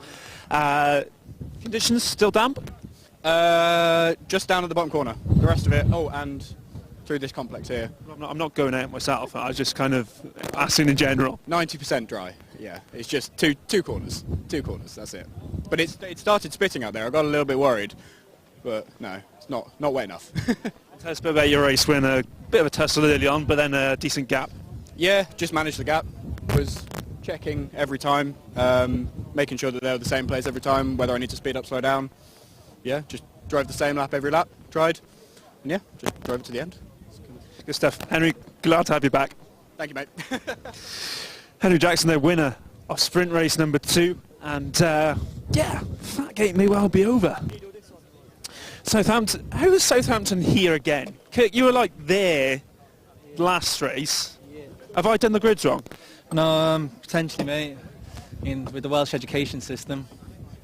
Yeah, our primary schools just aren't up to it really, and that's the last I saw of it. So, I'm from Liverpool, mate. We're not much better, so don't worry about it. I just asked Henry, and I'll ask you quickly: is Fatgate over? I'm not sure, mate. I mean, I was losing time to people who looked like they weighed as much as my right leg in front of me, and then potentially a little bit of pushing from Rory when he eventually catched me, and then once he pushed me out of corners, I was catching everyone. I mean, I think Fatgate's over. I mean, I've done my fair share of moaning about being fat, and I haven't got the excuse of being tall. I'm only a little midget, so I just need to eat more salad and go on more runs. That's it. Just talking to us. I'm going to go see who's lining up in pole position for this one. It's Henry Farnhill. I'm going to dive in this side, if you'll excuse me, so that Finn's camera still has signal. Henry, your home track? Yeah, sort of. We're doing a couple of laps here on the small circuit, not the big one, but no, I've never done it the full one before, but it should be good fun. You weren't around 2016, were you? I feel like this must be your 3rd year, is it? No, this is my 3rd year now, so yeah, 17 was the first time I was here. And what can we expect to see from yourself? Pole position, we've got, who's that over there? I don't know. Sam Faulkner. Yeah, Sam Faulkner. Scared of him? He's very quick, but we'll see how it goes. And Henry, have you ever had a Subway? Yeah, I have. Right, something's been bothering me this week, right? You know when they give you the cup? Yeah. You know, are you allowed to refill them? Yeah, free. I think it's 1 free refill. You think it's 1 free refill? Okay, it doesn't explicitly state that anyway, does it? No, it doesn't. You're right. Okay, we'll get to the bottom of this throughout the course of the day, but thanks for talking to us, Henry. Let's see what Sam thinks on the whole Subway issue. Sam, just quickly, we're talking about Subways. You've been to Subway before? Yeah, I think so. You know when they give you a cup, are you allowed to refill it? Yeah. Yes, and Sam. Okay, back to the racing then. 2nd place. What can we expect to see from you line up alongside Henry Farnhill of UWTSD? I don't know. Let's see what happens. I have no clue what's going to happen. Familiar with Henry? Not a clue. No idea, no fear. No, I have no idea who he is. All right, well, lovely to speak to you. Have a good race. Thanks. Moving further back, we have... we've talked to Southampton. Sorry, Rory, we've talked to Cook like twice already. Who's lining up in third in the 37 car? I'm not quite sure. We've got Cranfield here. 27's empty. Not quite sure why. Let's jump in with Leeds. Who have we got here? Julian. Julian. The two carts in front of you are empty. It's all right. It's better for them. Yeah. You can make up a couple of positions here, maybe top 3. Well, if those are empty, maybe. If they're full, we'll see. It's going to be harder. How's Leeds' day going so far? 2 races in, I haven't spoken to you yet. I think we got second in class twice, something like that. So, good. We're looking for some podium today in Clubman's. What will happen? You never know, right? But at least it's dry, so we'll full attack mode. I did promise you it would be dry, Julian. Thank you. You're the man. Just that. Thank you very much. Quick fist bump there. I don't normally fist bump drivers, but I'll make an exception for our favourites from Leeds. Moving further back up the grid, we'll have a quick chat with Rihanna, since I spoke to her on the grid. Rihanna, not a bad result. Not bad, yeah. I had a pretty rubbish start, so we got in a wedge, so a good comeback, I think. Who have we got going out in this one? Simon? Okay, I'm going to jump in and have a quick chat with Simon. Simon, just quickly, have you ever been to Subway? I've never been to Subway, no. Who's never been... Ollie, have you been to Subway? Let me get in here. I'll come back to you and talk about the race. You know when you get a cup for a drink? Yeah. Are you allowed to refill it? Yeah, of course. Why else would they give you the cup? Unlimited refills? Unlimited. Within... I guess you've got to be respectful, but yeah. Henry Farnell on pole position says you get 1. At least 3. Okay. Well, I'll talk to Simon about actual racing. Simon, how have you never been to Subway? I don't know, just homemade sandwiches, isn't it? Cheaper. This is blown my, this is even more mind-blowing than the fact that some people think that you can't refill your cup. What, a Subway? Yeah. Do you know if it's free refills, even though you've never been?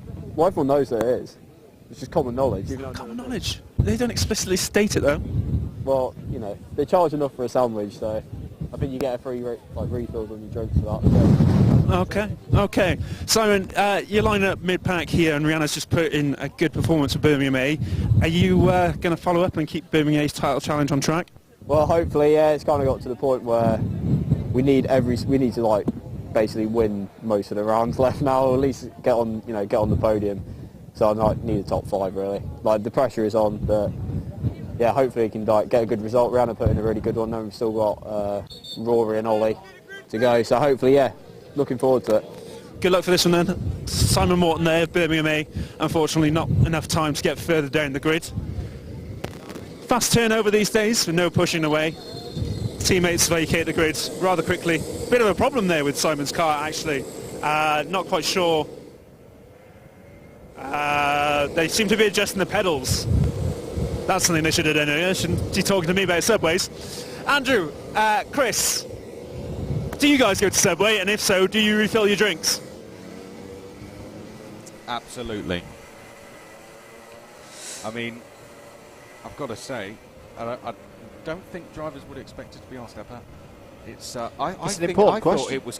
It's an important debate. You know, these things need to be talked about. I'm in line with Ollie. Yes, you can refill, but you've got to be respectful. So yeah, that's the approach we're going to take up here. Right, let's go for a grid for race 3 then. So this is coming up to a crucial point, because after this race all teams will have raced twice so far this morning, and we'll get a bit of a reflection of who's doing well and who's not. So here's your grid then for Heat 3. Harry Farnhill at his home circuit starts from pole position for the University of Wales, Trinity, St David's, Swansea A, Oxford A alongside on the front row. Don't worry, you're not missing anything. This is just practice that they're doing at the moment. Row 2 is Exeter B's Alex Spensley and Rory Gills for Southampton A, so he'll be all warm and ready to go for this one. Row 3, Nikita Milyakov for Cranfield A and Jonathan Collins for Cambridge A. Row 4, I have 2 drivers for Brunel B, which is definitely wrong, but it's either of Helen Horner or Callum Young. Julian Couch, who we spoke to on the grid, goes for Leeds C on that one. Row 5 is Harry Jones for Newcastle B and Albert Lagutko for Warwick B. Row 6, João Pinto for Coventry C and Tom Walker for Northumbria B.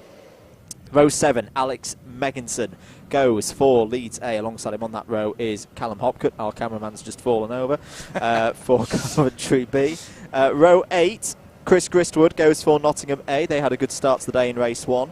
Birmingham A's Simon Morton goes from P16. He had a great show last time out at Three Sisters in his sprint race. He's got to come through the grid though for this one. Sorry, I've got out of track. Row 9, Andreas Bedoya for Kingston B alongside Nottingham C, who are ineligible in this race. Row 10, Prathamesh Kale for Leeds D, and Ollie Milner for Huddersfield B. Row 11, Adam Pugh, who had a strong race at Three Sisters for Swansea A. He starts this one for Swansea A from 21st. Adrian Jarrich, another one of the drivers we spoke to on the BUKC radio podcast, starts from 22nd for Kingston A. Row 12, Alistair Irvin goes for Warwick A. Matt Brown alongside him on that row for Sheffield A. Row 13, Patrick Jennings for Bath A and Adam Fleming for Newcastle A. Row 14, Joe Fowler, a very good driver, winner earlier in the season for Coventry A, and Nathaniel Gollin for Brighton A. Row 15, Daniel Burgess goes for Oxford Brooks A alongside an ineligible Brighton B kart. Row 16, Ollie Anscuff goes for De Montfort B. Ollie Wedden, coming to the end of his BUKC career now, he goes for Loughborough A. Row 17, Sam Dickens goes for Loughborough B. Thanos Cheve goes for Birmingham B from P34. An ineligible Manchester Metropolitan kart in 35th. And Stephen Letts, that's interesting, goes from the back of the grid. Ooh, I like it when Stephen starts at the back of one of these grids because he has a tendency to charge through pretty quickly. Yeah, I mean, and I've commentated on Stephen in some other, Just say that's for Huddersfield A that he's racing for. Yeah, Stephen, very, very good driver. In other manufacturers, if you like, he's one of the quickest in the world. And Stephen is going to be one to watch at the back.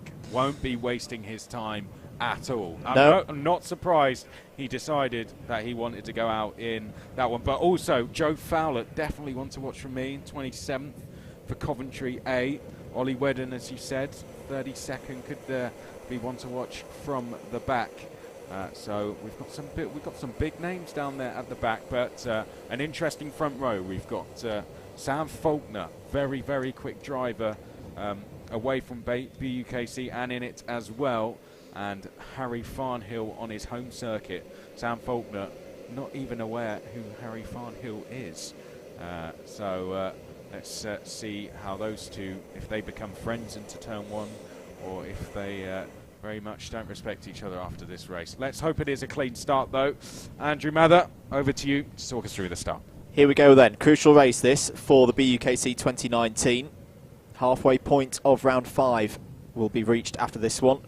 Pace kart driver tells everybody to slow down. We are good to go racing. Eyes on the lights. They're red. They're green. We're racing here at Llandow in race 3 for round 5. Brilliant start for Sam Faulkner, straight into the lead for Oxford A. Really got the whole shot on Harry Farnhill. Farnhill's already down to 3rd place as Rory Gills has got through as well for Southampton A. But that was a lightning start, Chris, for Faulkner off of P2. Yeah, very, very good indeed. I think just timed his run up to the line very well, coming out of the final corner. Put his foot down at just the right time and aggressive at the start. Faulkner up. It's been a big crash, sorry, Chris, towards the back of the field. Someone's gone on the sausage and gone round. There's at least 5 or 6 karts involved. Oxford Brooks B, I think, were one of them as well. So one of the championship contenders involved. I can't see any restart flags, but that was a driver running wide onto the curb, then coming back over the circuit to driver's right and taking quite a few drivers with him. Penalty for, now, was that why he got such a good start? Has Sam Faulkner jumped the start? Well, I wouldn't be surprised because he was ahead before they'd even got towards turn number 1, and it's a very short run down to there, so I would not be surprised if that's what it was for. But on the attack, we've got a change for 2nd place. That is Cambridge A going into 2nd, but it was only shortly held as the yellow flags are out down at the bottom end of the circuit. So we must have some more drivers off down there. We've got someone who needs another kart, I think. I think I see a driver running back to the pits. Yeah. So that is a real shame indeed. But Faulkner clear, but with a penalty hanging over his head. So this could essentially be our battle for the lead. It's Swansea A. It's Swansea's Adam Pugh who's running back. I can see him running through the paddock now. Oh, as there's contact down at Raymond's hairpin. So for the second time today, a Swansea driver is left stranded on lap 1. It happened to the B team in race 1. Northumbria B yet again tumbling down the order, just like they were in the last race. So this home round for Swansea has been, well, a disaster show so far for them. Here's the battle between the number 27 of Cambridge A, Jonathan Collins, in, I think for this one, yes he is, and Rory Gills for the number 7. Oh, the number 20 of Coventry is all over the curb there, being quite aggressive, just ahead of Alistair Irvin in the number 6. You can always spot Alistair in the kind of force, well, not Force India anymore, Racing Point pink shaded helmet and the black and red Warwick suit. As there's a problem. Oh, look at that. The 97 has definitely got a problem there. That's one of the karts that was involved in the first lap accident. So that's Coventry C recovering to the pits, and they will need to make a kart change. Here's the battle for second place, though, which I reckon is effectively the battle for the lead once you apply Oxford A's penalty. It's still Howie Farnhill then at the front of this one. Some good battles going on behind. Leeds C have just gone into 6th, but they carry with them a lot of pressure in the shape of Birmingham A. We've got Cranfield A, who have lost 3 positions. I think it was on that last lap, 2 positions, my correction. Warwick B and Coventry B currently round out the top 10, but a very close middle to back of the pack there, going down towards Chandler's. You may just see them in the back of shot coming out of picture, but we return to our battle for second, which could become the battle for the lead, with penalties hanging over the leaders at the moment, as we are already approaching 20 minutes to go. And here come the battle for second, being led by University of, well, you call them Swansea Met now, so we'll go with that one. So Swansea It's Met. just easier to say. It's easy. It is easy. I was about to try and read that out, but we would already be round at turn 8 or 9 by the time I got through it. So Swansea Met second at their home race. Incident there for the number 52 was spinning at the back. Another issue for Northumbria B. Not a good day so far for Northumbria B, one of our contenders in the Clubman's Championship. Just checking in with Huddersfield A. Stephen Letts up to 17th place. Oh, goodness me. He's already 4 laps. 4 laps, and he's gone past half the field. Another penalty, this time for Coventry B. Some of the Clubman teams not having a good day so far, with mistakes and incidents and penalties and the like. Here they come. Battle for second. And black flag, Coventry B. Wow, well, they're in the top 10, down the lower order a bit, but they are in 9th place. As there we go, change for an attempt there for second place. Sorry, is it going to come off in towards turn number 5? No, it isn't. So a good attempt there from Southampton A to go into 3rd. Not quite successful this time, but they'll try again as we come up towards the Dell. If they can line it up through the NGK chicane, they could get a run into the final hairpin. Thanos Cheve in the number 39 Birmingham B karts has received a black flag. I can only imagine what level of banditry Thanos has got up to to incur the wrath of the stewards in that way, but his race will be pretty much done. Is that penalty? Oh, black flag for Huddersfield A as well. Yes. I don't think that came up on screen. We may have missed out on screen, but that is on the timing screens, a black flag for Huddersfield A. Well, that is always the danger sometimes with a drive through the field. We saw Stephen Letts as another penalty, this time for Brunel B.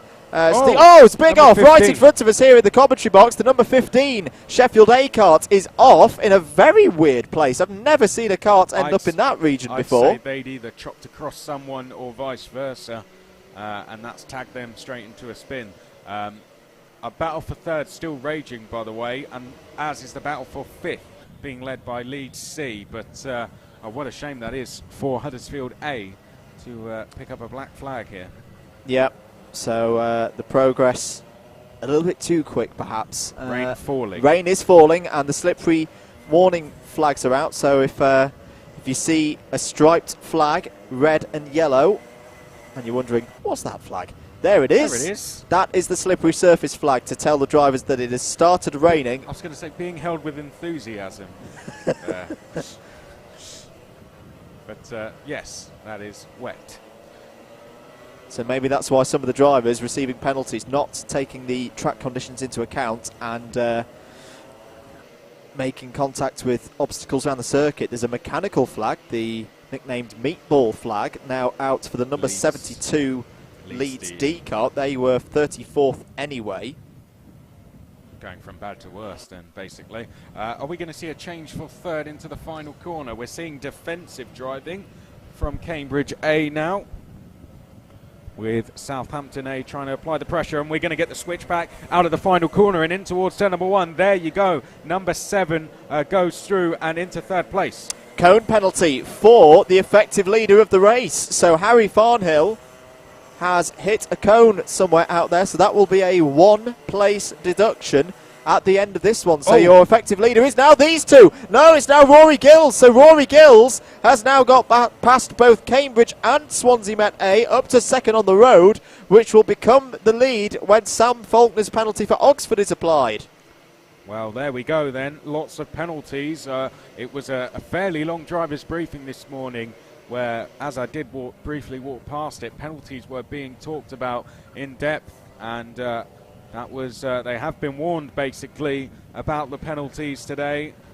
They do know the rules, of course. We are into the second half of the season, and some drivers would have been in their third, perhaps even fourth season for BUKC, and unfortunately a couple of drivers picking up penalties. That is not what you want getting towards the business end of the championship. So this puts the likes of Cambridge A in a very good position, as there we go. That is a move, is it, from Southampton? Is that Southampton A trying to make a move, I think? Let's confirm when we come down. Let's confirm when we see them next on screen. We've got a yellow flag and a spinner at turn number 1. So through the exit of the hook, really, we did see a spin. Now it is Cambridge A who are actually able to hold on to that third place, so Southampton A not moving forwards. Leeds C doing a really good job in this race. Oh, in fact, Cambridge A are in the lead. So what has happened there So to Sam Faulkner? I did think there was some confusion. He is out there. Has his penalty been applied? Let's check the lap times. I think this might be a timing thing. This could be a timing issue. Because he is still out on track, Sam Faulkner. He's coming through the Dell at the moment, which is right at the back of your picture. And you'll see in the red and white suit, there he is in the very back of shot. That is Sam Faulkner. Full course yellow is out. Full course yellow. Okay. Now, why is this? Have we got someone off down the far end of the circuit? No, I did see some activity from marshals down there, but I can't quite actually make out what that is for. So I think Andrew has just nipped downstairs to try and confirm a couple of things. But if you have just joined the live stream, first of all, thanks for being with us. This is the BUKC rounds 5 and 6 at Llandow circuit in South Wales. Myself, Chris McCarthy, and as usual, Andrew Mather on the commentary. Unfortunately, no Howard Mitchell for this round, but if he is tuning in, hello Howard. It's a shame you're not here, but he will be back, of course, as normal for the last round of the championship. But as ever, Alpha Live bringing you the pictures. Andrew is back. Just to confirm, yeah, timing issue at the circuits at the moment, so the race control have stuck the race under full course yellow whilst it's sorted out. And Sam Faulkner currently isn't really slowing down, and I think that's Nicky Richardson on circuit saying to him, can you slow down please? And I think we've got a kart out there actually. Is that a pace yes, kart it now? is. Yeah. So this is the second time that we've seen a full course yellow this season. We saw one for a sizable incident at Buckmore Park in round 1. Now what's crucial obviously here, Chris, is this is going to bunch the field right up. In particular, I think it's going to help the likes of Leeds C and Birmingham A, who are about 9 seconds off the lead, but had really good pace. Yeah. This is a good chance for them at least to get into that kind of Rory Gills, Jonathan Collins, Southampton A, Cambridge A fight. But it does the complete opposite, I think, for anyone carrying a penalty, doesn't it? But the penalties are now on position as opposed to time in previous years. So it kind of puts them at risk of losing even more positions during the race, and then with the penalties being added afterwards, just makes things even worse. So I saw Sam Faulkner kind of put you could see in his body language that it was the worst thing that he wanted to see, because if he comes under fire now from the likes of Cambridge A, Loughborough B and co, then he is unfortunately going to be, well, in fact we have got a big timing issue, haven't we, but if he comes under pressure from those teams behind, essentially he could be in danger of dropping down quite a few places. So Sam Faulkner has got to try and keep calm here and just get home first and minimise the amount of damage in this penalty. Sam Faulkner has won plenty of championships before away from the BUKC, so he knows how to deal with pressure and knows how to win races. So he's got to try and use that experience that he has and take it into this final few minutes of the race. But we are under a full course yellow for a timing issue at the circuit. And I guess while we're in this situation, Andrew, we can kind of reflect on what we've seen so far, potential implications it may have on the championship. As someone, I know I'm here for this round and sort of this round only, but as yourself, from your point of view, any surprises, both good and bad, so far today from what you've seen, perhaps driver-wise and team-wise? Another good start for Loughborough. I mean, that's not much of a surprise, really. I think the surprise for me so far has been X to A. Now, they've kept the team steady from the previous round. Alistair Mallard back today, but is actually racing on the X to B team today, out of pretty much respect to the A team's performances so far this season. But it's not happened so far for X to A today. This could end up being a dropped round for them and open the championship up a bit more, because they've got 2 midfield finishes so far today. And even if they were to win their second set of races in this particular round, so that would be races 5 and 6, they're going to have one of those middling scores in around the 15th, 16th place count towards their final round scores. So that's a bit of a surprise, because they've been so strong in the sprint so far this year that they've not got that hooked up yet. Oxford Brooks B are looking threatening. I really am expecting a bit of a charge from them now as the last remaining Brooks contender in terms of the championship. So they've had a good start as well. Good to see Birmingham as well having a clean run so far. That has been what's been lacking so far in the main season this year.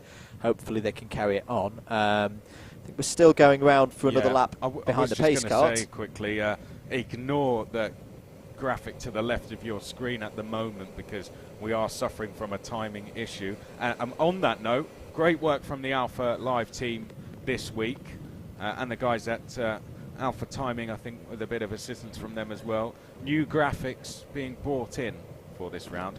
I think we're starting to get a bit more I think the timing is back now. As you look to the left of your screen, that looks a little bit more like it. So as you can see, Oxford A, Southampton A, Cambridge A, Swansea Met, essentially. Well, that's what we're going off at the moment. Birmingham A, Leeds C, Huddersfield B, Coventry A, Exeter B, Warwick A, Oxford Brooks A, Nottingham A, Warwick B, Leeds A, Kingston B, Brighton B, Loughborough A, Cranfield A, Newcastle A, Bath A, running up the top 20. Then it's Kingston A, Newcastle B, Loughborough B, Brighton A, Brunel B, and then we go through the rest of the order from there.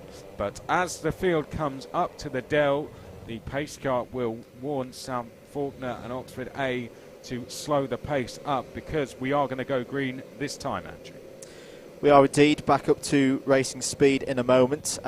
We basically reset and go again for 9.5 minutes of racing here at Llandow. Great to have you with us on this Saturday morning, especially as I know there's a lot of motorsport on this weekend, so we are very thankful for your support of the championship. So Sam Faulkner in the number 42 will start the race again.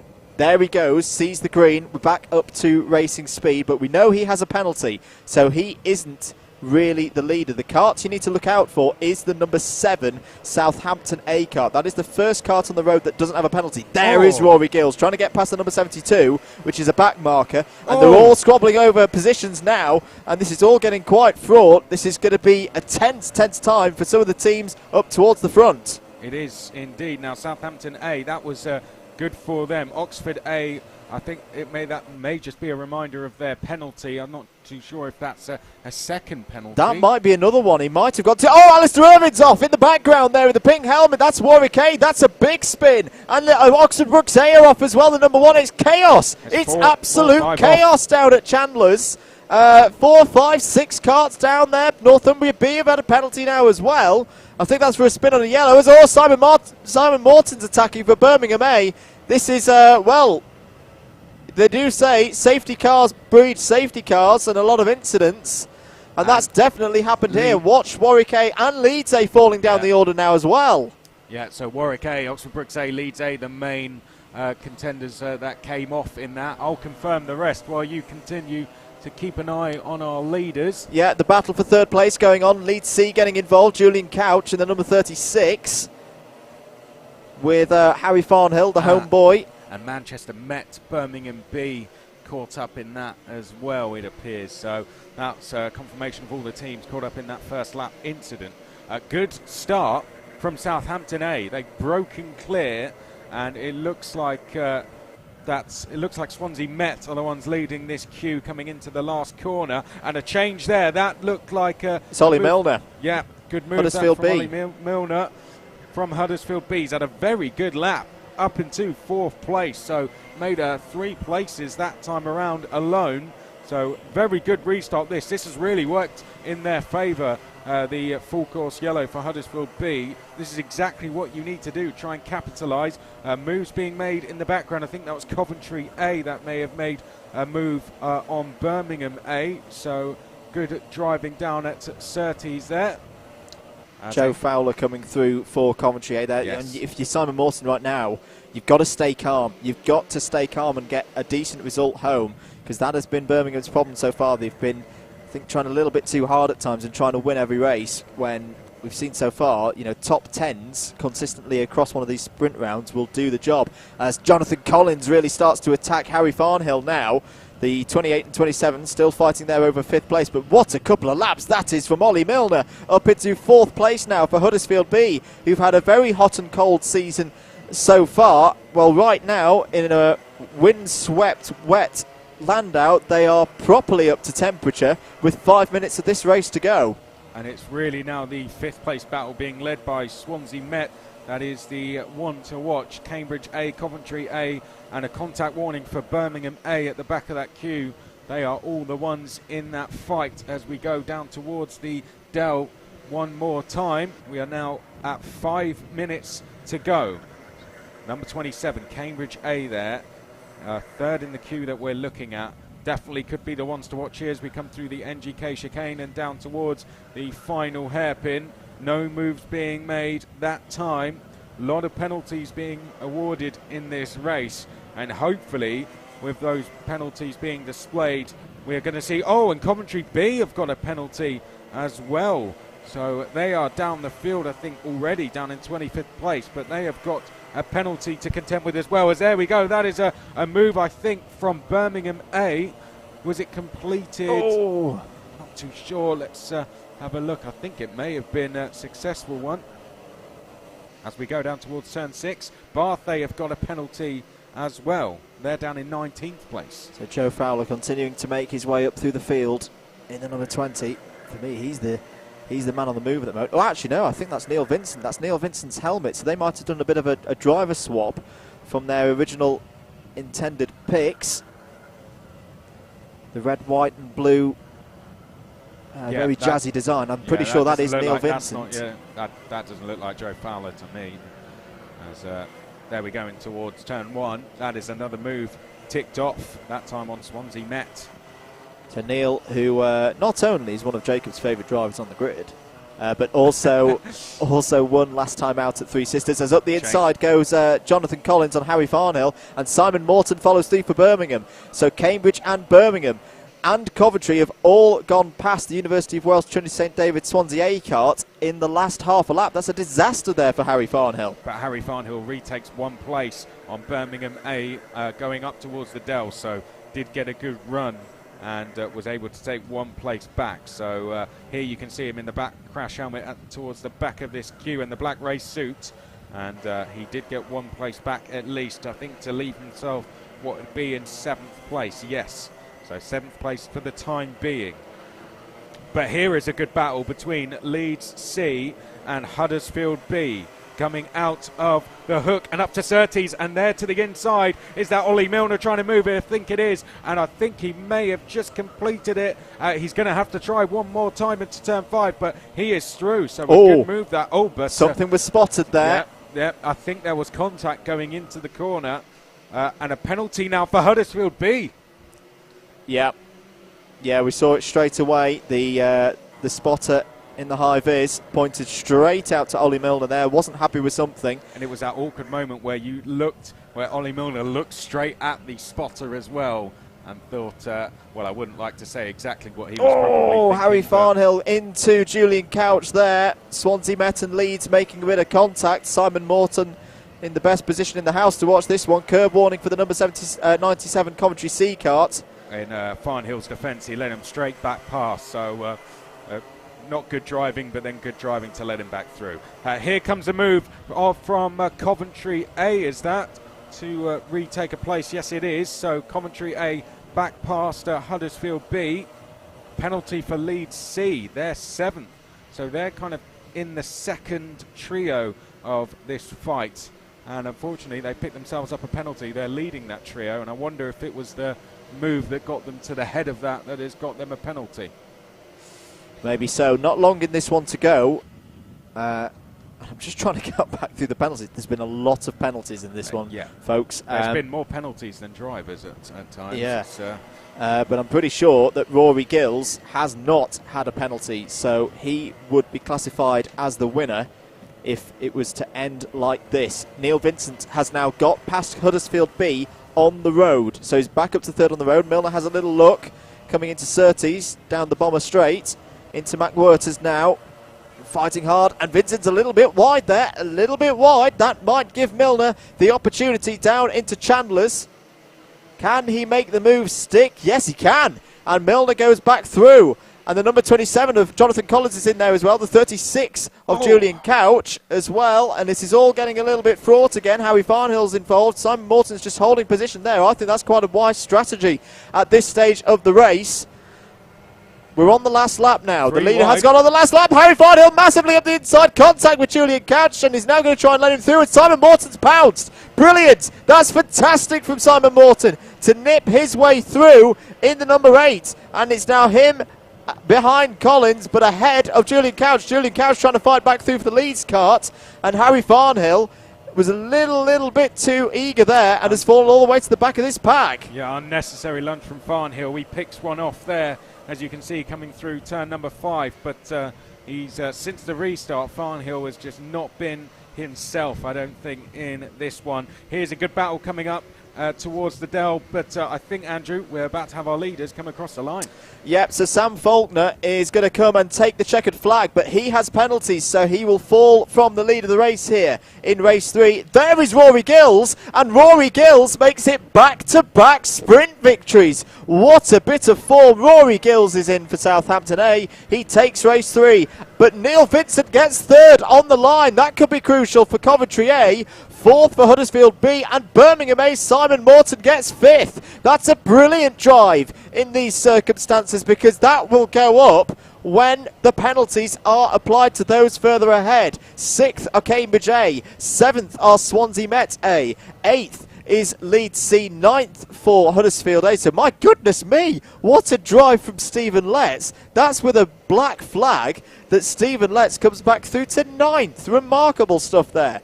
10th for Warwick B, 11th for Exeter B, 12th for Brighton B, My timing screen's different to that one. I reckon that's because mine is behind.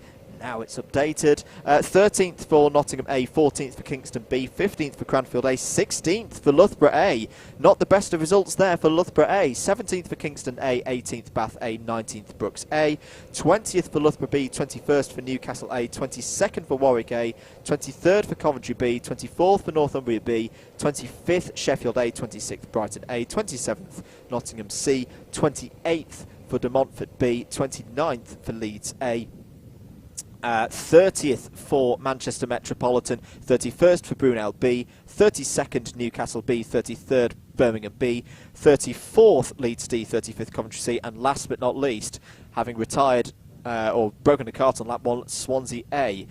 Well, the driver's coming back in now, and I think Jacob is now ready down on the grid. Let's head down to Jacob and have a chat with the winner.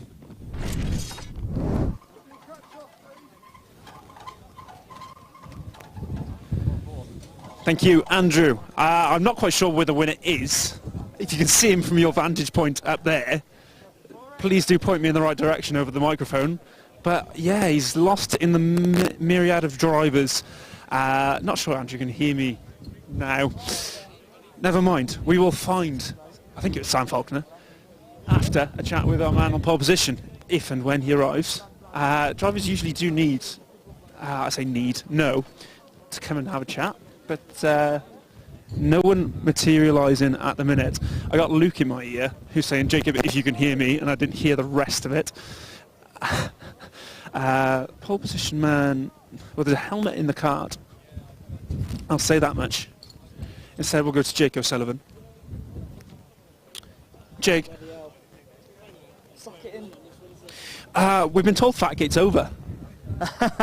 We'll see. We'll see. We had Henry Jackson, winner of race number 2. We had Kirk Langley weighing in at 96 kilos, coming 5th in that race. Kyle Morby back on form in race number 1. No excuses for you. I'd like to say that's the case, yeah. I'm racing at 102 today, I think, so disgustingly terrible. But we'll see in the first few corners what happens, and then on out.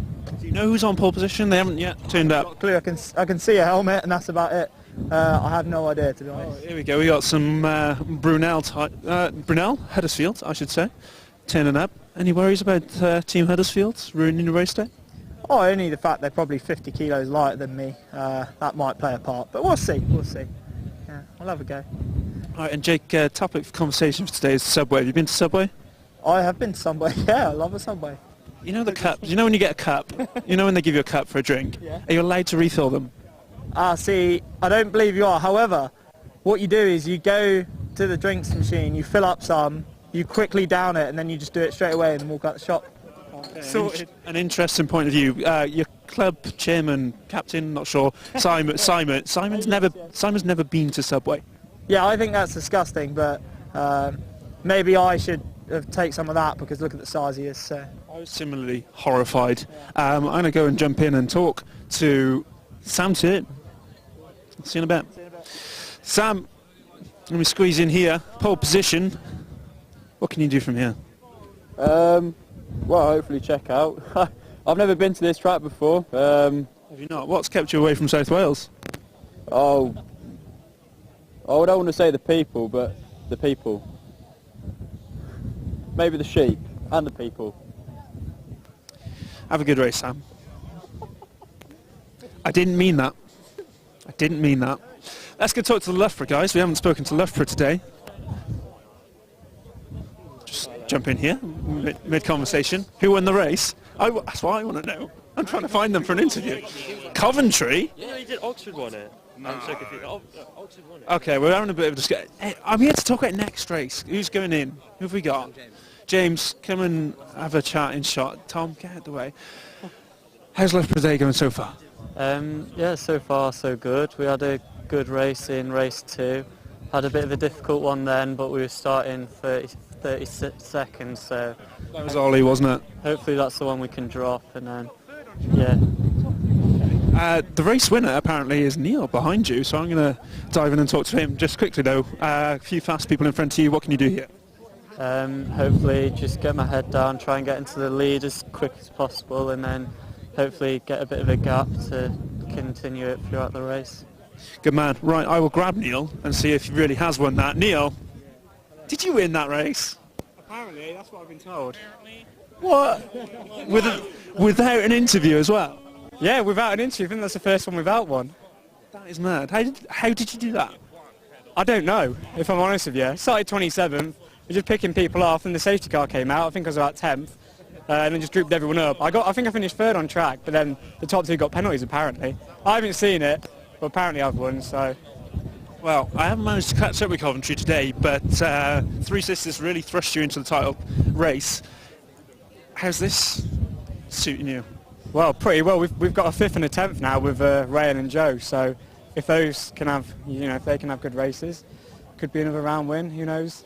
Fingers crossed. Anyway. You've won yourself another hug from me as well. I think I have. Yeah. If it's right. Anyway, that's what spurred me on. It's the thought of getting that hug off you. That's what I'll see you at the podium in a bit, Neil. Nice one. Cheers. Okay. Let's move further down the grid. I've been eyed up by Brighton driver here. I think we got Nathan, have we? Yeah, that's it, Nathan. Nathan, have you ever been to Subway? I have been to Subway, yes. You know when you get a cup for a drink, Yeah. are you allowed to refill them? Oh, 100%. At least 3 times, otherwise you haven't done it right. So you've had some varying opinions on this on the grid. Down at the front, Jacob Sullivan said you're not allowed. Who said that? Jacob Sullivan, second place. See that black and red helmet? He's wrong. I'm not sure you are 100%. Well, yeah. I'm not sure you're 100% allowed. Well, they don't really seem to care, so I don't think they get paid enough to care. My housemate works in Subway and he doesn't care. Fair enough then. On the racing front, how's Brighton doing today? A bit rubbish. We've had a couple of tough starts. We've had Marston pushed onto JV Sausage. I mean, he enjoyed it, but not great for a result. And then Nath Gollin, who was out before me, he got shunted off at the same corner on the first lap. Quite a big crash. So hopefully me and Danny, we've got 2 good P9s for the next 2 races. So hopefully we can bring something back. And how are you missing Stephen Howes this weekend? Oh, so much. I miss him, and we want him back for finals. Glad to hear it. Hopefully Stephen is tuning in from Australia. We're on the wrong side of the grid, Finn. I don't know if you want to quickly scamper over here. But another varying set of opinions on Subway. Jacob Sullivan says you're not allowed to refill. That's an interesting one. Nathan Little of Brighton says crack on. Andrew, Chris, back to you up in the commentary box.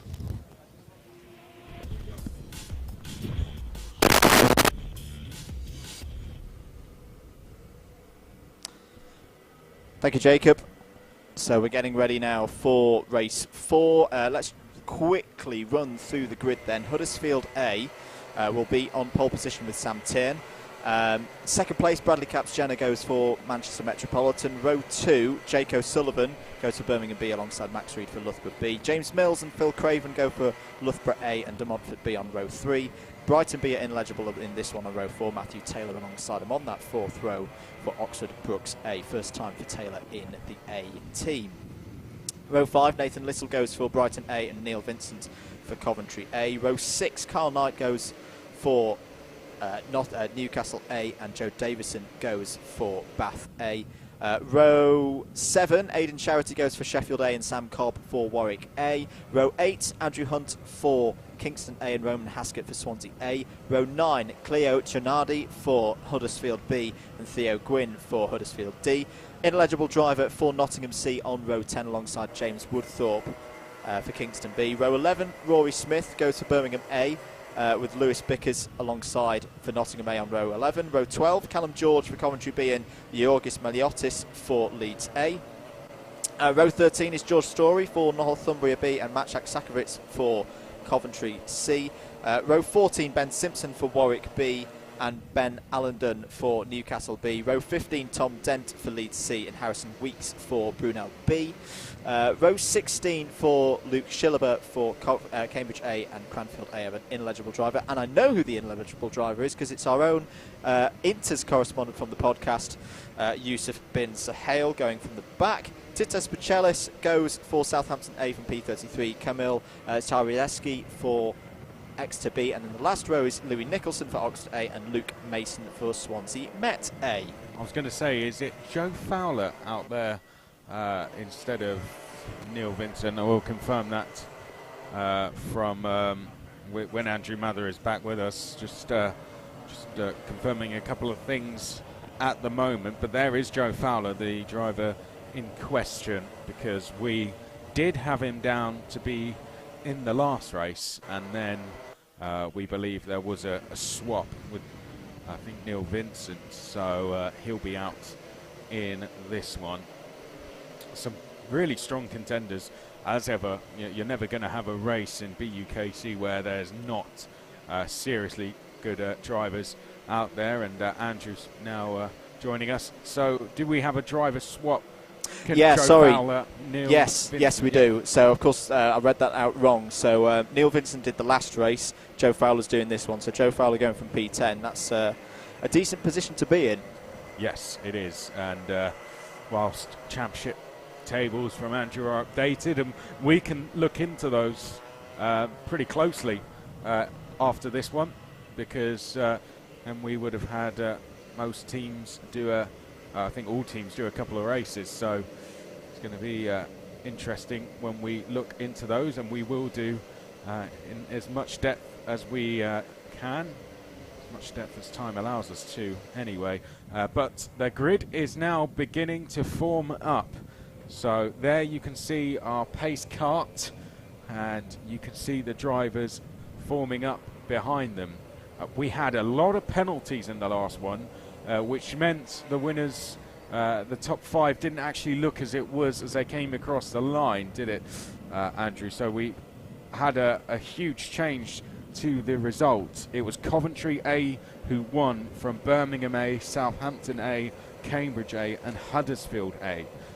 Then it was Swansea, Met, Oxford A, Huddersfield B, Warwick B and Exeter B. That was your actual top 10 last time around, so you would notice there was some changes in there. Despite a black flag, Stephen Letts from Huddersfield A actually managed to come across from 36th to 5th, so gaining a huge amount of position, 31 position gain there. Seriously impressive stuff.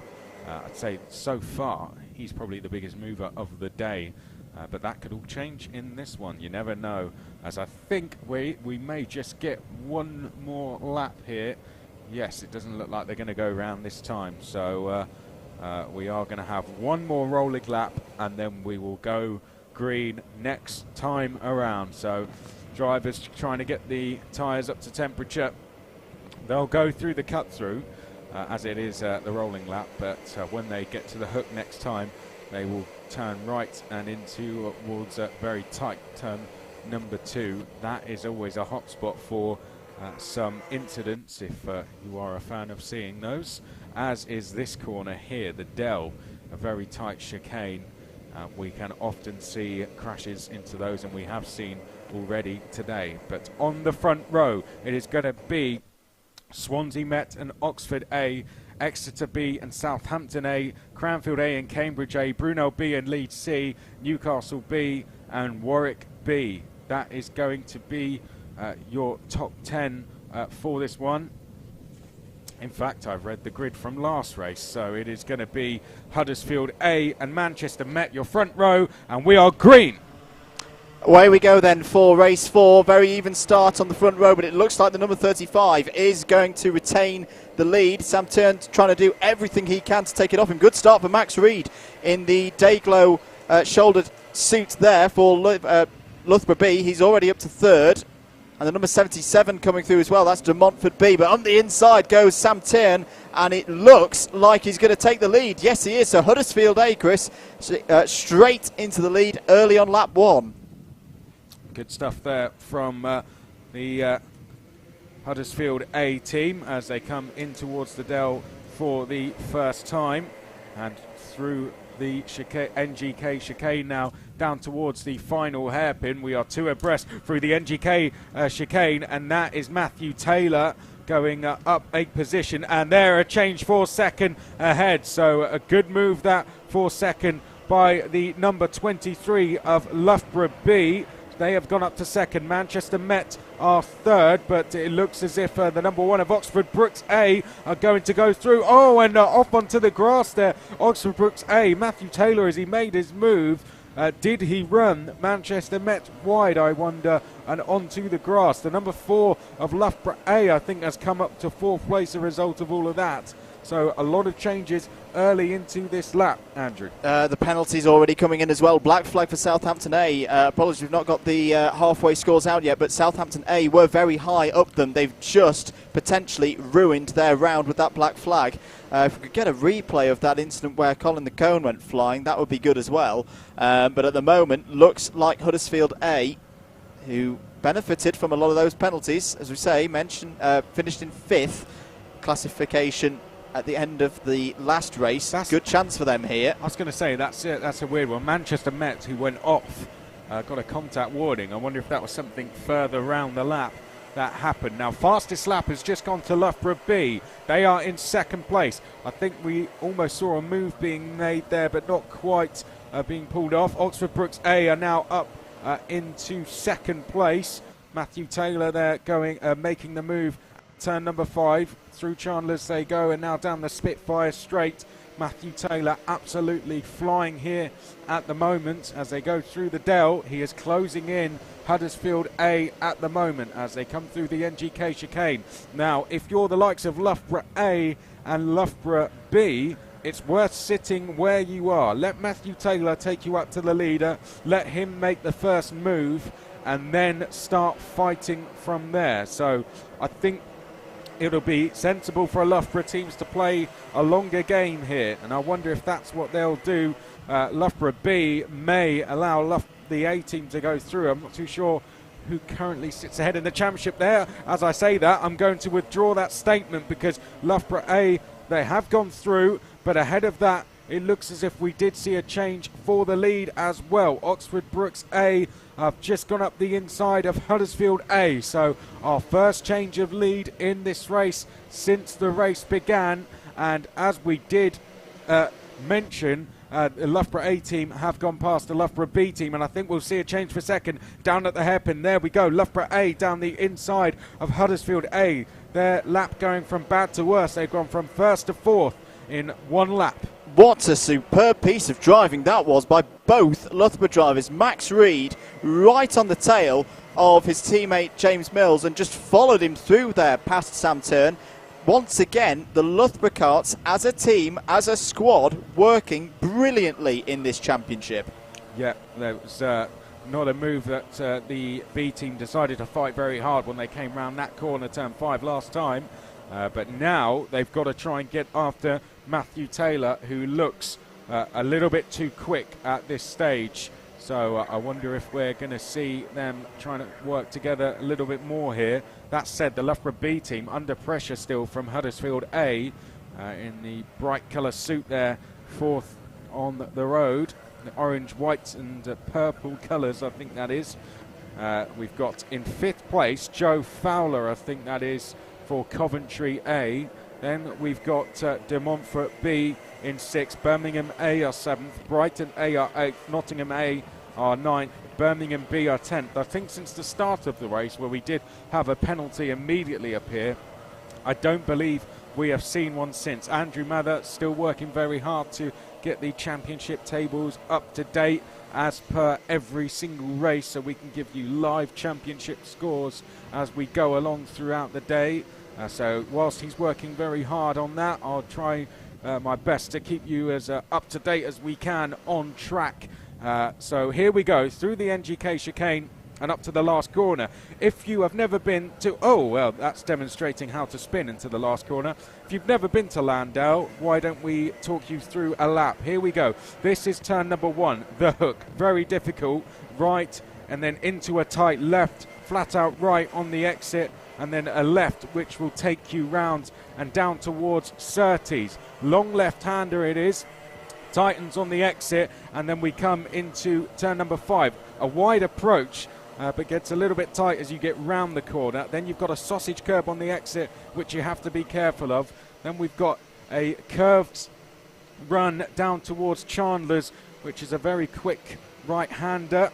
Got to take a tight entry, is sometimes preferred into there, down the Spitfire straight. Then we come into the Dell, which is a chicane, right, left, right, and we use the NGK chicane here. It's absolutely flat out in these Club 100 new Jag Rotax powered karts, and then we come into a very tight last hairpin. I've never driven Llandow, but there we go. It's a good one. I tried my best to talk you through it. Back with us, Andrew. And how are things looking championship-wise? Yeah, listen up, folks. This has been an interesting day so far. At the halfway point of the round, the scores looked like this. Birmingham A were your leaders on 117 points. Nottingham Trent A was second on 114, breaking the tiebreaker on the basis of Henry Jackson's win over Southampton A. Sorry, Chris? Oh, no, sorry, almost a move. Almost a move. No, I think we are going to see a move. In fact, there we go. Coventry A going into 4th place. Down the Spitfire Straight, so that is them going past Huddersfield A. Good move there by Joe Fowler. So Southampton A in 3rd, Oxford Brooks B in 4th on 110, Nottingham A 5th, Cambridge A 6th. So that's your top 6. Your top clubman runner at halfway was Warwick B, 7th overall. Then it was Leeds B, 11th overall, and Leeds C. So at the moment, Leeds looking on for a double podium in the clubman class. Birmingham A, by the way, have just gone into 6th. You would have seen that move between these two drivers on screen being made when they came up to the hairpin last time. On to Montfort B it was, so some great racing between those two. They sit around 3 seconds off of the top 5 at the moment, so let's see if they can start to close that gap down. Now they've kind of sorted out the positions between themselves and who's going to maybe lead that charge.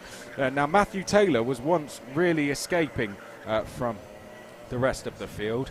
I don't think that seems to be the case anymore as he is beginning to approach some traffic. He comes across the line to complete lap number 9, and the gap very stable at 1.2 seconds now. But it may come down to who is quicker through the traffic here. There is the number 8 of Birmingham A in 6th place. They did get past a Montfort B last time around. Nottingham A are in 8th place. Then it is Brighton A. That's a good little battle going on. I wonder if we can pick that up, perhaps the number 5 against the number 45. We'll try and figure out where that is on track. Here we go, we're looking a little bit further down the field. See a big queue of karts there, and there it is. So there is the 5 turning into the Dell. Nottingham A being chased down by Brighton A at the moment as it comes up, as they come up through the NGK chicane. On the exit of the chicane now, there you can see the Nottingham A into the braking zone and through the right-hander, well tracked by our camera crew there. Student-backed camera crew, of course, as it is with all the BUKC rounds. And Nottingham A are dealing with the pressure very well, actually. They kind of they actually opened up a little bit more of a gap to Brighton A last time around. Then we have a very lonely Newcastle A, and then we've got Bath A being attacked by Sheffield A. Sheffield A away from motorsport, a big day for them in other sports today. Oh yes, yes, apologies folks, if we get any involuntary loud noises from 12:15 onwards, that's because either Sheffield United have scored a goal against Leeds or conceded one. Yeah, I was going to say that is Andrew. Like that's not anything else. Don't take that in any other way. That's not going to be from me because of Andrew. This is the number 5 again, Nottingham A. Brighton A still trying to close in, but failing at doing so. The gap actually opening up. So I wonder if we can actually go a little bit further back down, because for 13th place we are having some changes. Swansea A, Northumbria B and Warwick A all scrapping at the moment. The number 25, the number 52 and the number of Warwick A is the number 6, and here it is, well picked up by the crew once again straight away. So leading that is Roman Haskett. So he is in the Litchfield Motorsport suit there, the green and the orange colours, and he is leading that battle for Swansea A at the moment at their home race. But he caught a back marker at just the wrong time there, and that may have just allowed a run for Northumbria B. So defending now is Swansea A, Northumbria B trying for a switchback. Oh, and we've got a move, and I think that's Birmingham B. Some not so camera friendly signals there as the driver went round. So Warwick A getting a contact warning. They are at the back of this trio, but as you said, a spinner there. Here comes the number 6 of Warwick A to go up the inside of Swansea A. Northumbria B have actually dropped back to the back of this battle now. Black flag from Manchester Met. They're in 16th place, so did they have something to do with that spin, I wonder? As we can see now, this battle we have been following, Warwick A very much at the head of it, and they'll be looking to break away from this as quickly as they can. And in the back of shot, we just saw a move about to be completed, and I think that may have been from Kingston A or Swansea Met. In fact, it was Kingston A going past Manchester Met. And Warwick A, in their moves of the last couple of laps, have now actually received a contact warning. But very stalemate between your leaders at the moment. Our race leader is actually coming up to the final corner. This one of the closer battles on circuit. We've got a good battle developing for 7th place. Nottingham A and De Montfort B, whilst going through traffic, I think, have closed in. In fact, De Montfort B have gone past Brighton A in recent laps and have just closed in on Nottingham A. Nottingham A in the number 5. They're ahead of this queue. Let's try and figure out where they are on track. I think they're coming in towards turn 1 perhaps, because I did see a move being made, or are they further up the road than that? I'm sure our camera crew will pick them out for us. So they're ahead of the number 45 who just flashed through shot, so they're probably on the Spitfire straight somewhere. Let's see, there's the number 5 of Nottingham A, and there's the 77 of De Montfort B. So 1 or 2 laps ago, they were quite literally nose to tail. Now they have split up a little bit, so I wonder if Nottingham A were briefly caught, or if that is Nottingham A having closed down De Montfort B and gone past them. One or the other, whatever it was, Nottingham A have just gone on to set a personal best lap in 7th place in their attempts to close down Huddersfield A in 6th, Andrew. Absolutely. Definitely hotting up, isn't it, out there? And definitely hotting up for this round. All the usual contenders up at the front of this one. Look at that top 7. All big teams, all having strong days. This really is starting to be a day where teams are making moves for the championship.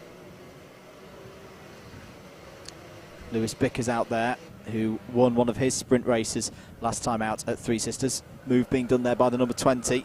That's just on a back marker though. Joe Fowler continuing to have a good race here. 10 minutes, or just over 10 minutes of this race to go. You're watching live coverage of the British Universities Karting Championship here at Llandow. Fastest lap of the race goes in from Rory Smith in the Birmingham A kart. 52.201 for the driver currently in 5th. And who's he trying to catch up to at the moment? Well, he's pulling away from Sam Tier. And there you just saw Smith pass through your shot in the black suit and the red and white helmet. He's trying to close down Joe Fowler in the Coventry A kart, which is no mean feat. Joe, who's taken wins this year as well, won on his mains debut in a sprint race at Buckmore Park at the start of the season. But at the moment, Chris, he's having to deal with a lot of traffic, currently getting past one of the Leeds karts. Yeah, but he is, as he just went through shot there, he is closing in on both Loughborough A and Loughborough B, who have just dropped back slightly from our race leaders, Oxford Brooks A, and they are beginning to get closer and closer, actually. I don't think they start to fight each other too hard, perhaps not at all, but Joe Fowler certainly closing in on the pair of them and getting his head down as he heads down towards Chandler's turn number 6 at the very far part of this Llandow circuit. We can see them coming through. They would have just gone shot before we picked up the Brighton A kart. They're coming to the final corner now, and we can see the driver in 2nd place now, the Loughborough A team having to deal with traffic. Loughborough B getting past the number 95 on the exit, which is one of the teams a lot further down the field in Brighton B. So there is the number 4 of Loughborough A. They have half a second in hand to Loughborough B, who have 7/10 in hand to Coventry A. Birmingham A, of course, have the fastest lap at a 52.2. Track is getting it's getting quicker and quicker as the day goes on here, naturally, with no rain hitting us. And from forecasts which Andrew has looked at, it looks like the rain might completely miss us. Yeah, still looking pretty good. Looking pretty good. Which is good to see. Here's your race leader, Matthew Taylor, for Oxford Brookes A, goes through shot. There comes the number 4. And as you can see, Loughborough B as close as ever. And then we have Coventry A. We do indeed. And this is a very, very impressive run here on the A team by Matthew Taylor. Once again, showing the depth that this squad has in its back pocket. Coming into McWhirters now. And then through the Lancaster curve, which today is flat out. I mean, most drivers do treat it almost like a straight that's not a straight. Yeah. In terms of setting up overtaking manoeuvres. He's got number 27 Cambridge A cart ahead of him. There's the number 4 of James Mills, just slowly going along and just edging in bit by bit, very, very even. Sorry, Andrew, he's being severely delayed actually, coming through the chicane. And he had a worrying look over his shoulder there. Let's see what the gap does as they come across the line, because he was being held up on this lap. And it has been a thing that we've seen with these new Club 100 Rotax Evo carts. 6/10 lost by Taylor on that one. Penalty for Jake O'Sullivan in the Birmingham B cart. These new Rotax Evo carts, the word in the paddock is that they're a little bit easier to drive than the TKMs, and you're seeing that now because getting past back markers is a lot harder now for the top drivers. Why would that be? I think a lot of it is that the drivers are being a bit braver now. You know, the penalty of spinning out before was huge because you'd lose 30 or 40 seconds, whereas now it's 8 to 10. Yeah, the less experienced drivers, if they spin out, it doesn't really matter because they can just get going straight away. So being a bit braver, the field a little bit closer. The top drivers still getting the maximum out of the carts. But it is good. It is good for me. Right, Matthew Taylor's had a really bad couple of laps. His lead has dropped to 1 second because of one back marker. And the battle for second has only got closer as well. It's now only 1 second between second place Loughborough A and fourth place Coventry A. So very interesting indeed. And I tell you what, if a battle kicked off, Birmingham A are not too far behind that either. They aren't indeed, but they've got to be sensible here.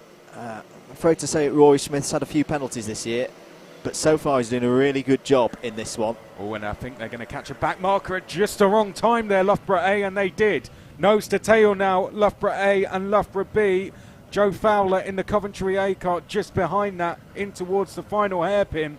And there we can see that is the race on, as Birmingham B pick up a black flag. They do indeed. That's a bit of a surprise for Jake O'Sullivan. He's not normally a driver that ends up with that kind of thing being given to him, but obviously he's done something wrong out there and has incurred the wrath of the stewards. But no, Birmingham A, they've got 2 good results in already, a third and a second.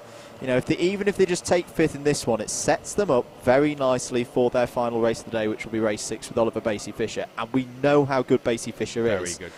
You know, what they don't want to do now, as Matthew Taylor continues to get through this traffic, is pick up a silly penalty and end up being ranked 9th or 10th or something like that in this race.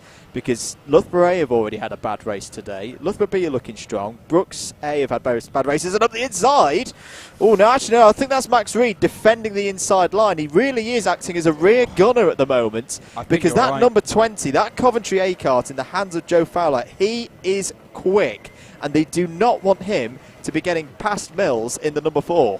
Yeah, I think you could have been right there, actually. I think he over the fence, it may be a signal to say, start defending, let Loughborough A get away. But is it in a case, though, in racing, sometimes it can just come down to being every man for himself as well, as much as BUKC is a team sport. But when you're out on track, mentally, it is so difficult to just say, I'm actually just going to defend and let my teammate ahead of me get away. It's near impossible at times.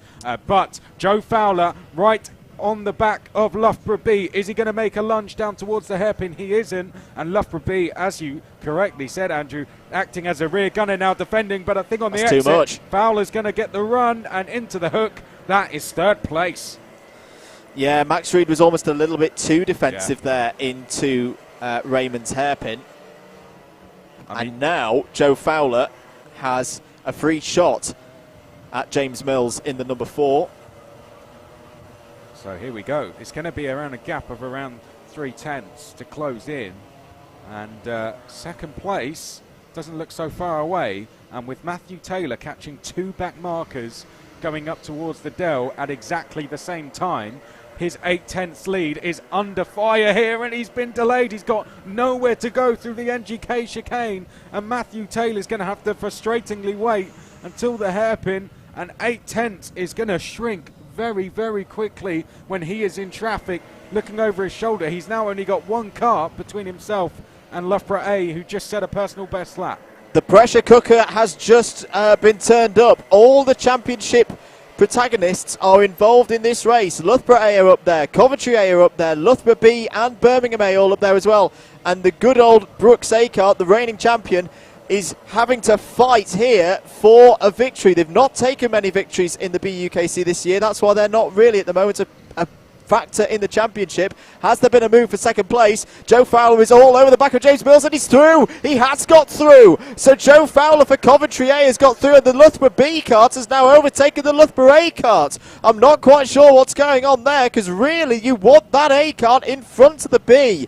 The B, yes, is sick to the championship. Oh, and attacks and spins. Oh, there's drama. Oh, now there's going to be ramifications about that, because that was Loughborough B taking out Coventry A, the title rival of the Loughborough A kart. Drama is finally kicked off. The title rivals have come together, and the main beneficiaries are going to be Birmingham A. Well, not a very good move. Let's look at the replay. As you can see, a move that was never going to happen. Gets it all wrong on the brakes. Do Loughborough B. I don't think he was actually attempting a move. I think he was just taking a tighter line or a defensive line. But got it all wrong and had simply nowhere to go but straight into the side of Joe Fowler and Coventry A. A very silly mistake to make, and black flags could be coming out there for Loughborough B, I'm afraid. And deservedly so if that happens. Birmingham A, though, it's all going well for them.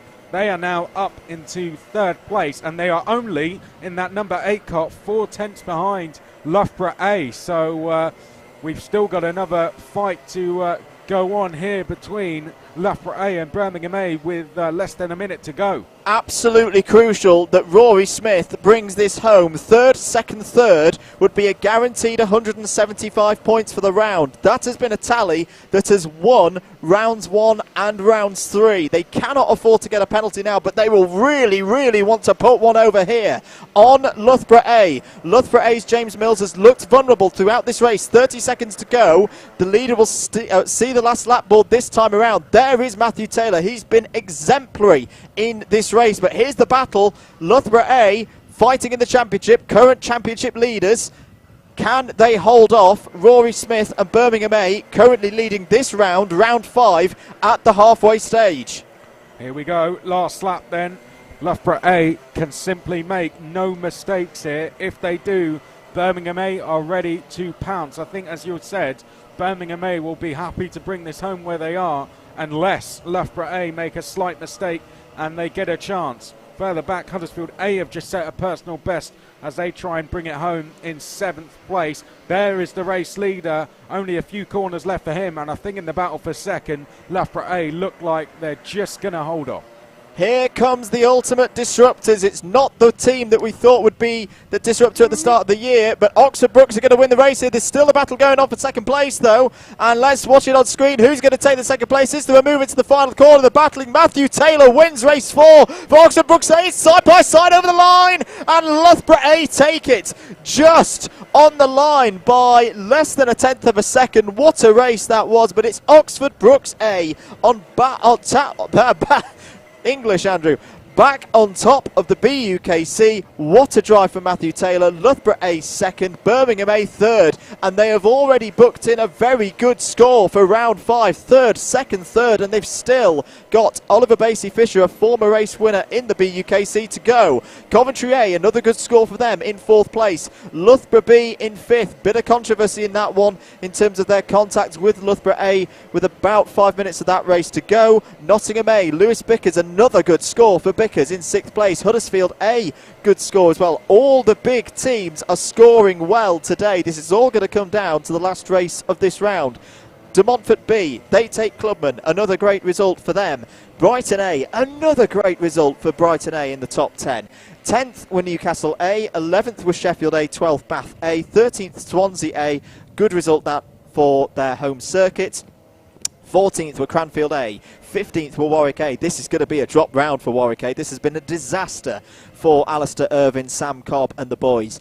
16th for Kingston A, 17th for Swansea Met A, 18th for Northumbria B, 19th was Coventry B, followed home by their C team in 20th, 21st were Oxford A, 23rd were Warwick B, 23rd were Leeds A, 24th were Huddersfield B, 25th were Leeds C, 26th were Newcastle B, 27th were Nottingham C, 28th were Manchester Met, 29th Birmingham B with a black flag, 30th for Cambridge A, 31st for Southampton A. They were looking good in this round, not anymore. 32nd were Kingston B, 33rd were Leeds D, 34th were Brunel B, 35th were Exeter B, and 36th were Brighton B. Just going to check that Jacob is ready down on the grid. Yes, he is. Jacob, down to you on the grid.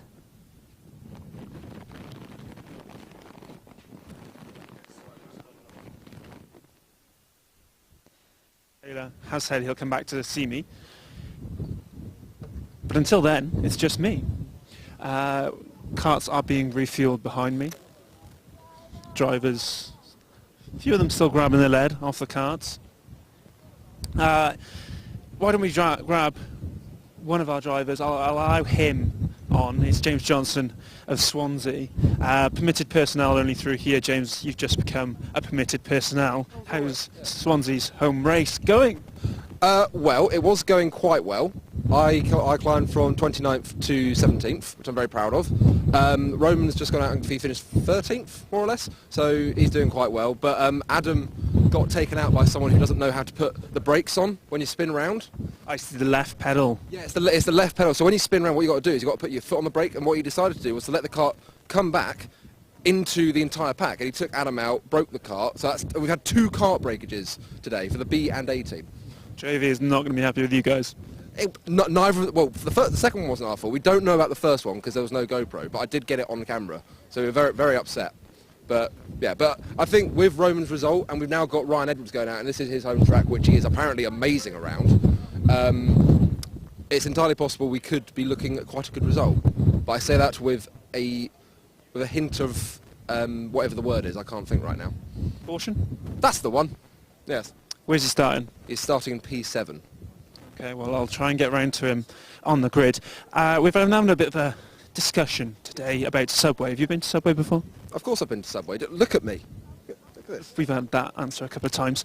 You know when you get a refillable cup at the end? Is it refillable?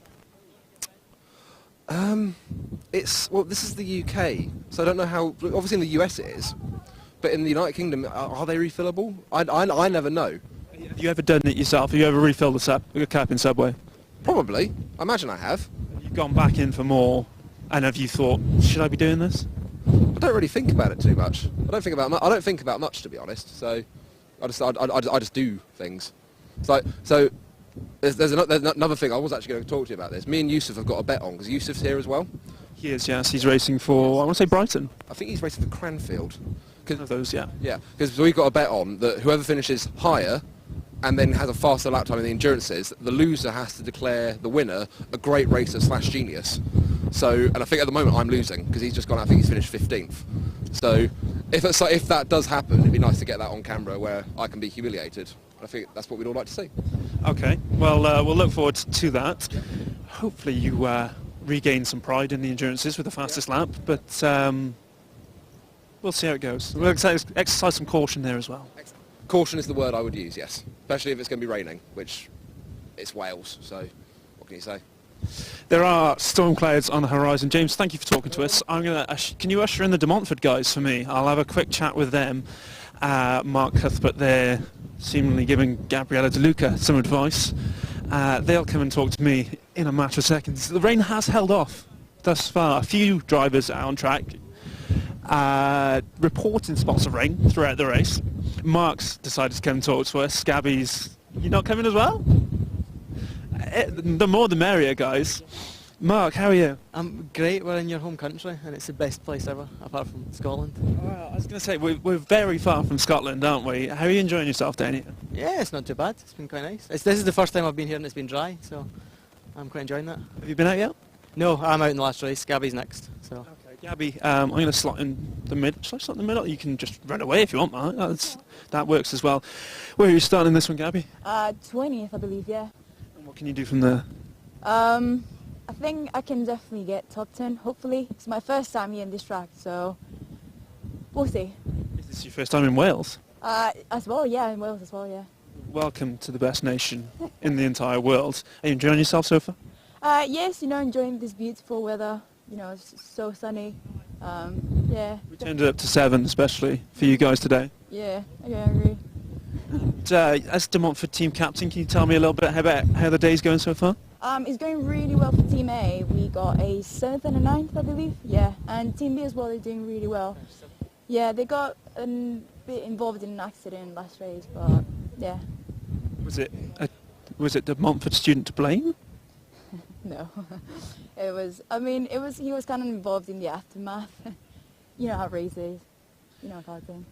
And I'll ask you, as one of our lighter drivers, what's your opinion on fat cake? Don't ask me that. It's really hard when you have a seat insert on your back that weighs literally 20 kilograms. The car is really hard to handle. You can't really lean your weight on the seat. And it's really bad when you have to carry like 28 kilograms to the scale on your own. Isn't a struggle, yeah. So there we have it, bigger drivers. I didn't mean to look directly at you after saying bigger drivers, Mark, but slot back in. We've heard Gabby there describe the limitations that lighter drivers experience. Does that outweigh, match, or not even compare to the differences that you experience as someone slightly above the weight limit? I've not noticed it that much. I think it's more a style thing, change between the TKM to the Rotax. Although I'm all for a weight limit increase because I have put on some weight over the years and the weight limit increase would take me right back on it. So that would be nice. We've seen some heavier drivers do all right today. Henry Jackson, our heavyweight champion, won race 2. In the same race, my man Kirk over there finished 5th at 97 kilos. Kyle Morby, our driver of the year, back on form in the first race. Do you reckon you can keep the trend going? That's the plan. I'm starting all the way down the back. Like I'm nearly last, so as long as we just go quite a way forward, then we should be fine. That's the plan. Brilliant. I've just noticed Diego's over there. Is he going to come on in? And when was the last time you two raced, Gabby? Well, we raced together at Buckmore, but we never really see each other at the track. We're just talking about the last time the pair of you raced each other. Buckmore Park, who got the better? I finished second. Okay. And I don't think Gabby won, so I'm guessing that you won. Where are you starting in this one? 26. So you're 26th and you're 20th, Gabby? Okay. So give me an estimate. When are you going to overtake her? I think the first couple of laps, and then we'll try and. First couple. Gabby, I'm going to. Yeah, I mean, it depends on how fast she goes. So. Gabby, you took offence to that question, and quite rightly. Diego says first couple of laps he'll be shaping you up. What do you reckon?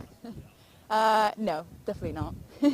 I mean, as I say, it's really my first time in here. He's been here before, so I think the smart thing to do is to let him pass and then just follow him around. And then take him back on the last lap. Exactly, yeah. Diego, apparently you've been here before, which is cheating, really. Oh no, but that day was raining so much that it's a bit different to this. It's not. I've never driven here in the dry, so no, it should be fun. Okay. Well, it's good to have you both here. It's lovely that we've got so many families racing in the BUKC. All the best to the both of you for both your races. I think our drivers are just about being finished weighed, so I'm going to wander down that way and try and pick up Matt Taylor. But I'll see you guys later. Okay, Matt Taylor may well have forgotten about me, which is why I thought I'd wander up here. No, all the drivers are heading towards the scrutineering bay. Not quite sure if it's because I'm walking towards them or if they've had to move the weighing scales. We'll go talk to these guys from Aston whilst we wait for them to finish up doing whatever it is they've decided to do over there. Jack and Tom here from Aston A. How's Aston A's day going? Well, I don't know, I'm not racing for Aston A today. You're not? Have you been kicked out, Jack? I have. It's a coup, been kicked out, and I'm now Southampton C. How did that happen? Well, ask the president over here. Tom, what's the deal?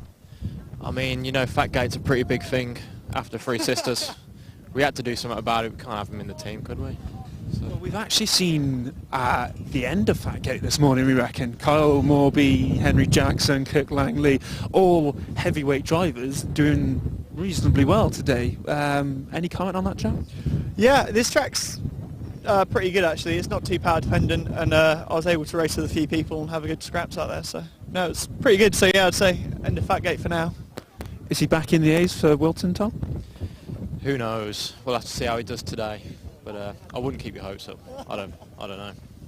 All right, well, I'll let you guys get on. Your teammates are here waiting for your help, I think. And race preparations are getting underway. We're going to go talk to the Exeter team, who we have yet to speak to so far. He hasn't seen me. He's counting the number of carts back to his slot. We will slide in next to, who I believe is Alistair, as soon as he sits down. Let's wait by here. It is Alistair. He's not, I don't think he's seen me yet. Give him a minute. There it is. He's realised someone has stood by here. He knows the shapely legs of Jacob Harris hovering over him. Alistair usually drives the 80. He's in fact Exeter team captain, but missed the first 2 rounds. And here I mean, if you want to. I don't know whether I really want to, but yeah. Well, I've not really... I've just got a few questions about team selection, really. I was just explaining that you usually race for Exeter A, but here we are in the B car. Yeah, well, basically, I've not really been here this season so far, so I haven't really had much running. So, well, I haven't really driven these karts, so yeah, that's why. And then also, yeah, we'll see. Another issue in driver selection is race winner from Buckmore Jarvis Devon is not here today. Can you explain his absence? Yeah, so he matched with this girl on Tinder, and then he had a date lined up on the cards, or so he said. But then it's fallen through, surprise, surprise, on the last day. Well, it was meant to be today. So yeah, he's probably now at home watching this. All right, mate, with something in your hand or something. Yeah, well, we'll see. He's probably at home giving it large on Instagram, which seems to be his main function in the team. Yeah, no, if any of you haven't sort of followed him already, Big Jarv on Instagram. Well worth a follow. A quality BUKC meme account. Alistair Mallard there explaining Jarvis's absence after a race win at Buckmore Park. Let's wander back down the grid and see who's at the front of this one, since we've already spoken to Gabby. Piers Pryor's going somewhere. He's eyeing me up for an interview. I'm going to follow him to this cart by here and talk to him about what he thinks he can do from back in the pack. This is fair way back, Piers. 17th, I think. 17th. I mean, I put my seat down somewhere. I'm not even sure if this is my go-kart, but I think it is. We've had a couple of good results for Loughborough A so far, and when I say a couple, I mean literally 2, because Ollie's wasn't quite up to standard that we've come to expect from Mr. Wedden. Yeah. You need a good one in this one to maintain championship position. That would be lovely, yeah. I'm just going to drive round as fast as I can, and then hopefully that will put me somewhere in the front. So that's the plan. And, you know, hopefully it doesn't start raining halfway through, because that would be interesting. So a nice positive attitude. Because, you know when you go to Subway and you get a drink? I don't like Subway. You don't like Subway? I don't like Subway. Have you ever been? Twice. Did you get a cup or a bottle of drink? No, I don't think. I'm not a big fan of soft, like fizzy drinks, so... You're the wrong person to ask on this subject, then. I'm a hot chocolate kind of guy, you know? Okay. I like hot Okay.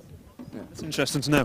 Right, I'm going to go and probably get my go-kart ready. I'm going to go interview someone else. So, enjoy the race. You too. Still no sign of Matt Taylor.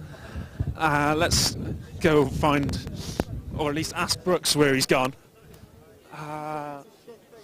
Where's Matt? Where's he gone? Well, when you find him, tell him he needs a race winner's interview. Matt, what do you mean, who's this? How many race winners have you had today? Does not like the camera. Okay. Okay, you like distract him. I'll talk to Jack in the meantime. Jack, did you want to like stand on the seat so you look a bit taller? Shut up. No, I was hoping you wouldn't point that out. It's not true. It's optical illusion. I am this tall. Jack, we've been talking today a lot about Fatgate. Obviously, Kyle had a decent race. I'm not quite sure how heavy Matt is. Joe Bleakley didn't do too badly. Henry Jackson won a race. Yeah. Is this the end of your advantage as the BUKC's smallest man? No. No, I wouldn't say so. Cause still got the aerodynamic side of it. Aerodynamics and just, raw talent. No, not really. It's just...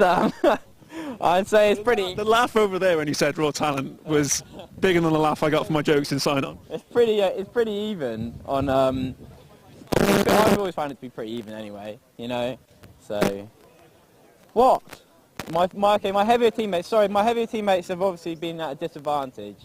But I'm still... Well, it's not really. I'm getting... Yeah, I'd say it's about... I'd put the same, talent shines through at the end. That's what it comes down to. We'll leave it at that. Thank you very much, Jack. That's a suitable statement to finish on. Let's have a quick chat with Team Warwick. We've got Sam Stevens over here. Sam, what's going on with Warwick today? Nothing good, I can tell you that.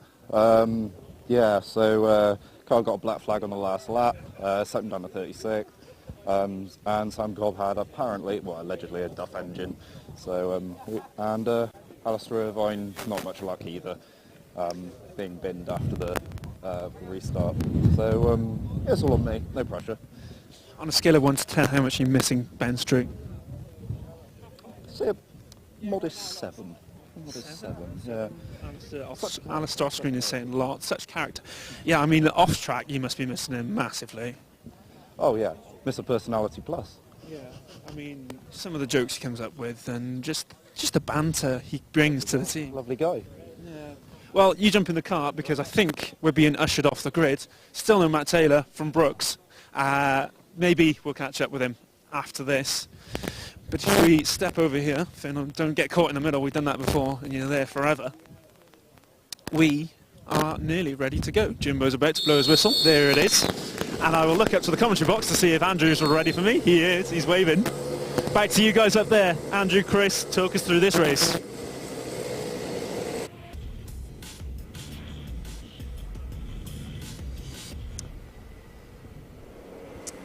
Cheers, Jacob. Interesting race, this one. We've got quite a few teams that have had good scores so far today. This will be their last race of the day. But before we get on to all of that, let's go for the grid as the drivers do their 5 or 6 laps of practice. Michael Grebe starts on pole position for Manchester A. Jack Ransom, Little Jack, we spoke to him on the grid. He starts P2 alongside him on the front row. Sam Stevens goes for Warwick A, who've not had a good day so far. So they're going from row 2 on this one. James Breamy, who ran well back at qualifiers at Wilton Mill. He starts alongside him on P4. Row 3 is Rayanne Williams for Coventry A. Callum Barnett for Sheffield A. Row 4, Ryan Edwards for Swansea A. And Amir Ghaffur for Loughborough C. Row 5 is Danny Potter for Brighton A. And Lewis Bracewell for Oxford Brooks D. Southampton B and Exeter A's Jonathan Hoey and Rory Cuff respectively go from row 6. Row 7, James Derrick for Swansea B starts alongside Sam Rowling for Birmingham B. Row 8, Matthew Tomlinson drives for Manchester Metropolitan, and Callum Evans goes for the University of Wales Trinity St David Swansea B team. Row 9, Piers Pryor goes for Loughborough A. This is a big race for them, so if they can get a good score in this one, that'll set them up nicely for the round. Alex Harley starts alongside him on that 9th row for Leeds C. Row 10, William Stacey goes for Leeds B alongside Gabriela Martinez de Luca for De Montfort A. Her brother a little further down the grid, as we talked beforehand. Row 11 is Jack Chamberlain for Brunel A, and Alistair Mallard back for the first time since qualifiers, but in the X2B kart, interestingly. Row 12 is Alex Alade for Oxford A and Tudor Petrescu for Bristol A. Row 13, 2 Southampton karts, the ineligible Southampton C kart, and Diego Martinez de Luca for Southampton A. Row 14, Oliver Basie Fisher goes for current round leaders Birmingham A, needing a good result here to tie this one up. Tom Obi starts alongside him for Aston A. Row 15, Patrick Kakarekt starts for Nottingham B, and Coventry C have an ineligible driver in this one. Row 16, Louis Langolin goes for Northumbria B, and Bradley Weems goes for Leeds A. Row 17, Aaron Pretty goes for Nottingham Trent A. We've had a good day so far. Sam Fowler starts towards the back end of the grid looking for a charge through the field for Oxford Brook C, and last but not least, Tom Walduck goes for Kingston B. 35 karts in this field. Right. Here's the scores at the moment. Now, this is at a point where some teams have raced 3 times, some teams have raced 2 times, and as you can get, most of the teams that have raced 3 times are towards the top of this table. Birmingham A currently lead on 175. Their max possible is 177, but they've got to win this race. Coventry A are second on 164, also with a max possible of 177. Loughborough A are third with a max possible of 178, but only if they win this race. Nottingham A are fourth, 164 and a maximum 175, and Brooks A are fifth on 159 on 175. So still quite a few teams able to produce 170 plus scores, and so far this season, if you've produced a 170 plus score in the sprint round, you have won the round. However, I don't think that's going to be the case today. I think you're going to have a couple of teams break that 170 barrier, and you're going to need something around 175. Well, you're definitely going to need at least 175 to win the round, as that is what Birmingham A have already procured, even if they weren't to finish this particular race. Of course, they don't want to do that. They want to get that score even further up, so this is going to be a tense 25 minutes to see, can Birmingham A pull themselves through this field? Can Coventry A pull themselves through this field? Can Loughborough A pull themselves through this field? Because all 3 of those have got a good chance of wrapping up this round before the likes of Nottingham, Brooks A, Brooks B, Huddersfield A all take part in the final race of the day.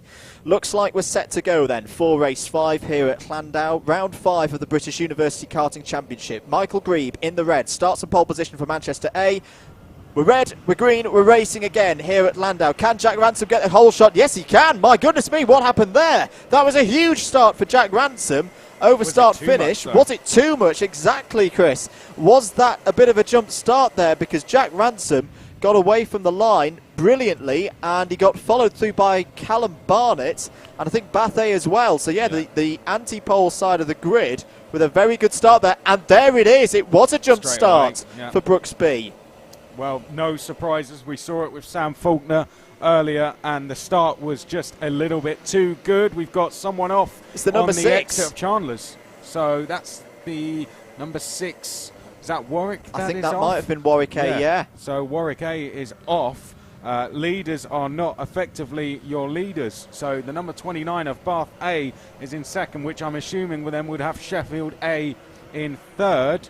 Indeed they are. Manchester A are fourth. Then we've got Coventry A in fifth. Oxford Brooks D are in sixth. Then it's Exeter A. And there's Piers Pryor in the pink helmet making some places. Loughborough A are up to 9th place from 17th on that first lap.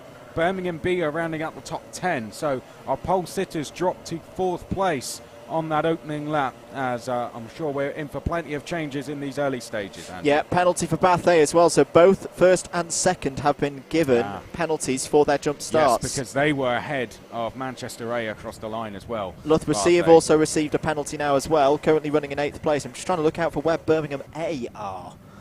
They are 28th, so they've made some places forward. They have started from the very back, so that's a decent start for Oliver Basey-Fisher. Good switch back there by Rory Cuff. What a move that was by Rory Cuff on Lewis Bracewell. Here come Exeter. The first time we've seen him today, but Piers Pryor, my goodness me! What a move by Piers Pryor there, catching Rory Cuff by surprise into the hook, and that's going to be Loughborough A up to 6th place. Yep, fantastic start. That started 17th.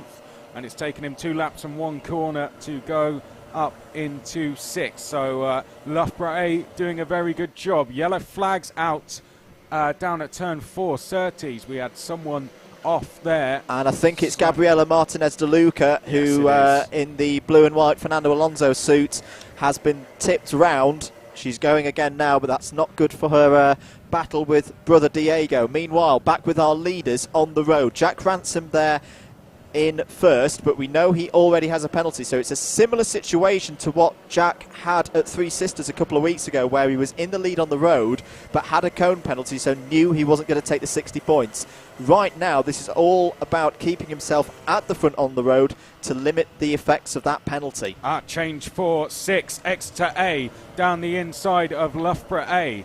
Rory Cuff goes back past Piers Pryor, and behind that there was a change. I think that was Brighton A going past Oxford Brooks D. So 2 changes there. That's not good for Loughborough. They wanted to get on with it and go after the top 5, but that progress has been halted by Exeter A. Meanwhile, Birmingham A up to 20th place now. We're keeping an eye on them because they're the current leaders of the round, but they pretty much need to get right up to the front. They need to win this race or finish second to further improve their score. So it's, after all the stuff that we've been saying about Birmingham A needed to take things a little bit more conservatively, in this particular race they now have the liberties to actually attack a bit more, because, as you say, they've 175 on the scoreboard at the moment with the third, second, third. They can only improve that by beating one of those thirds. Warning for Nottingham B, unfortunately. They are further down in 24th place at the moment.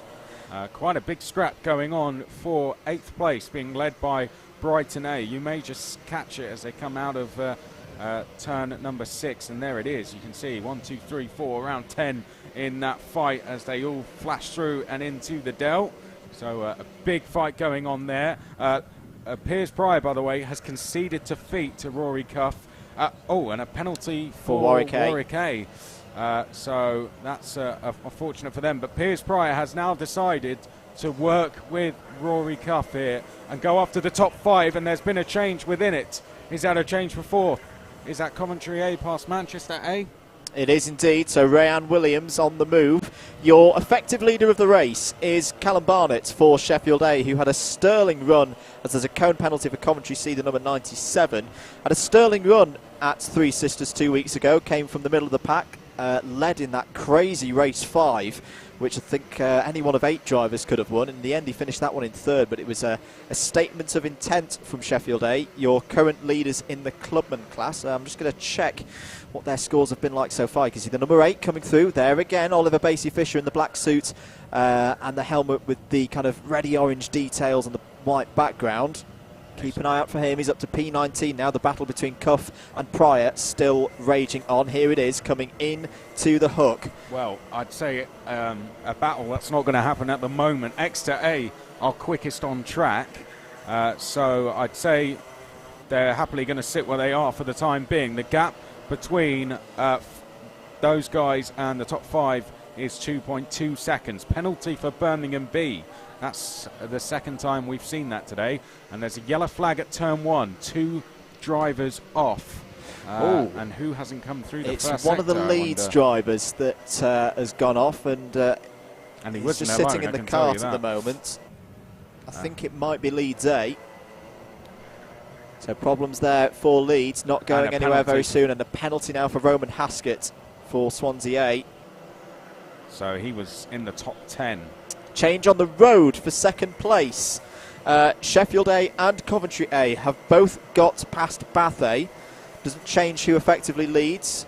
Bath A had penalties anyway that were going to demote them, but it's now confirmed on the road as well. Callum Barnett and Rayan Williams ahead of Bath A's James Breamy. So our effective leaders are still... our effective order could be Sheffield A, Coventry A, Manchester A, Exeter A and Loughborough A. That could be our top 5. Piers Pryor has just set the fastest lap of the race as well. In fact, both him and Rory Cuff, the only drivers in the 52.5s, quickest drivers out there on circuit. And how much time did they pull in on the guys ahead? Well, about half a second. As up the inside, Rayan Williams, goes up the inside of Callum Barnett and effectively takes the lead of the race. Second on the road, that becomes the lead once the penalty for Jack Ransom's jumps. He's run wide. He's run very wide. That's an odd mistake there from Williams, and he recovers it very, very well to fend off Sheffield A. But that was a heart-in-the-mouth moment there for Rayan Williams as he got out wide, and that just shows, doesn't it, Chris, that we've got the dry line, but offline it's still a little bit greasy out there for the drivers. Yeah, you take a little bit too much speed into the first part of the into turn 1 and through the hook.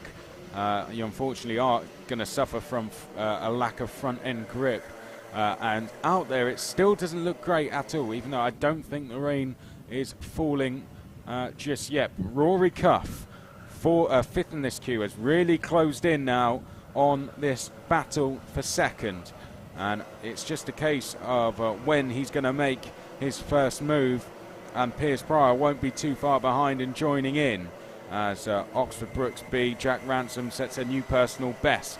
Warning for Leeds A, they're down the field at the moment, but we'll stay with this battle for the time being for second place, as it is effectively for the race lead. Andrew, you've got points. I have. The interesting matter at this stage of the race is Coventry A winning the race once Brookes B take their penalty would give them 177 points. Now that's from 2 wins and a 4th place. I don't think anyone would be able to beat that. I'm just going to check down. No, the only team that would be able to beat it would be Brookes C. Now, where are Brookes C currently in this race? Change for second as through goes James Bewmey again. So Bath A back ahead of Sheffield A, but remember the 29 does have a penalty, and Rory Cuff's trying to sneak through as well, and he does. He gets back past Michael Grebe in the number 60. Piers Pryor not too far behind as well.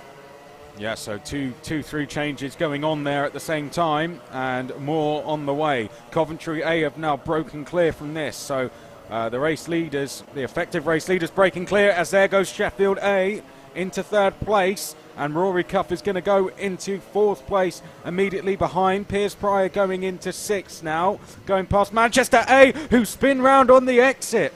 Well, is there going to be a penalty coming for Loughborough A? Hopefully we can get another look at that one, because there was not much room given to Manchester A on the exit of the corner, if any, and they were sent into a spin.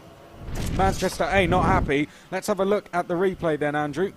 Yeah, surprise on the inside, and they all just understeer a little bit, and off the road goes Michael Grebe. And they've got a black flag.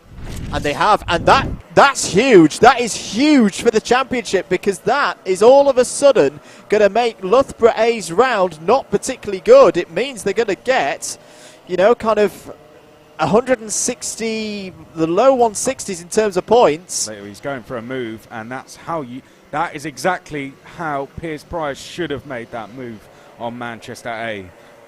There's still over 15 minutes to go in the race at that stage, and that is a rare mistake from Piers Pryor, who's usually a very clean driver. But unfortunately not that time. 3 wide into the final corner, and that is Rory Cuff going into 3rd place. So Exeter A moving to 3rd past Sheffield A. We need to keep an eye. Going back to Loughborough, as you said, points for them. What would be the damage exactly? Well, it would put them.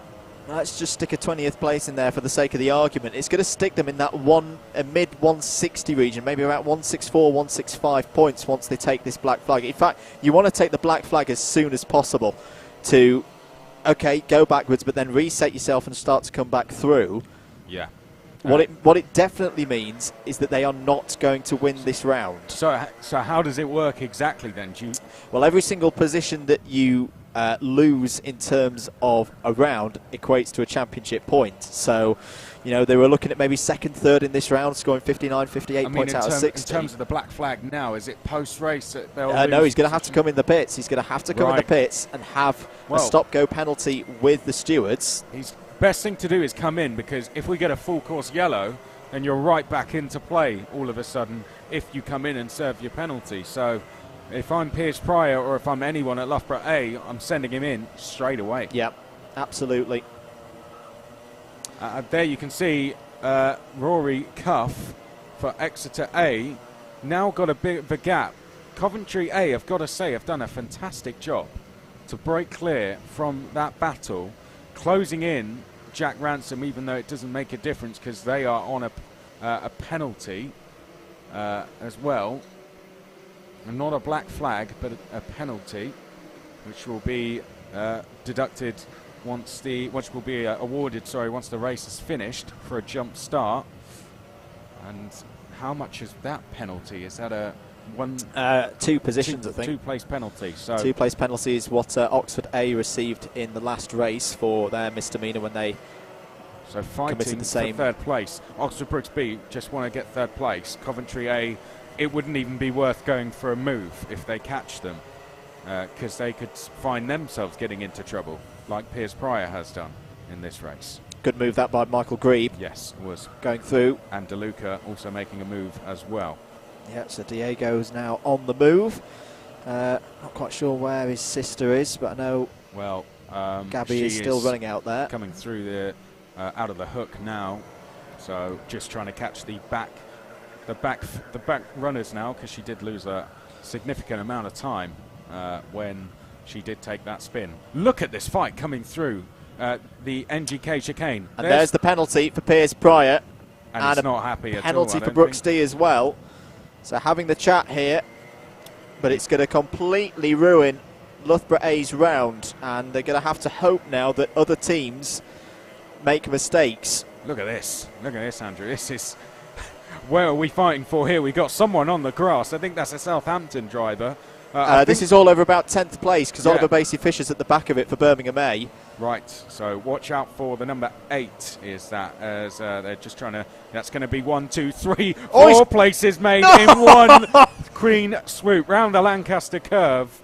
What a fantastic bit of driving from Ollie Basey-Fisher. Well, that's got to be a contender for one of the overtakes of the season. And it is said you keep to the inside of the Lancaster curve, you shorten the circuit.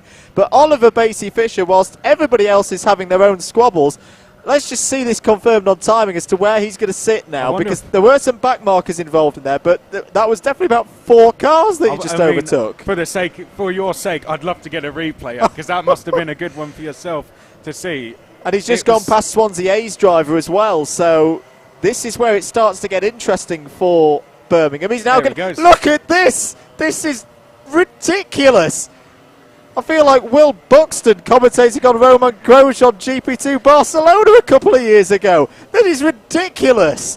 He's just overtaken. He's just gone from about 14th, 15th up to 10th place, and back markers involved as well.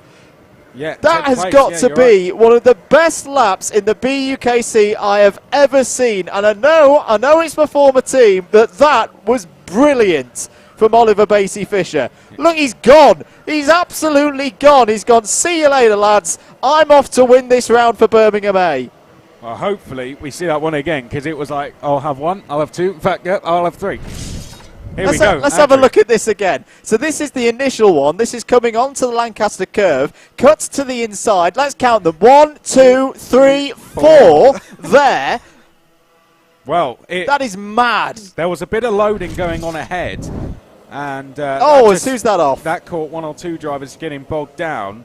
And it was right place, right time, and stick it right to the inside. And look at the gap he's built already. Black flag for Swansea A. They're in the midst of all of that battle, and there was a lot of contact going on there. So I'm not surprised someone out of all of that's got a black flag.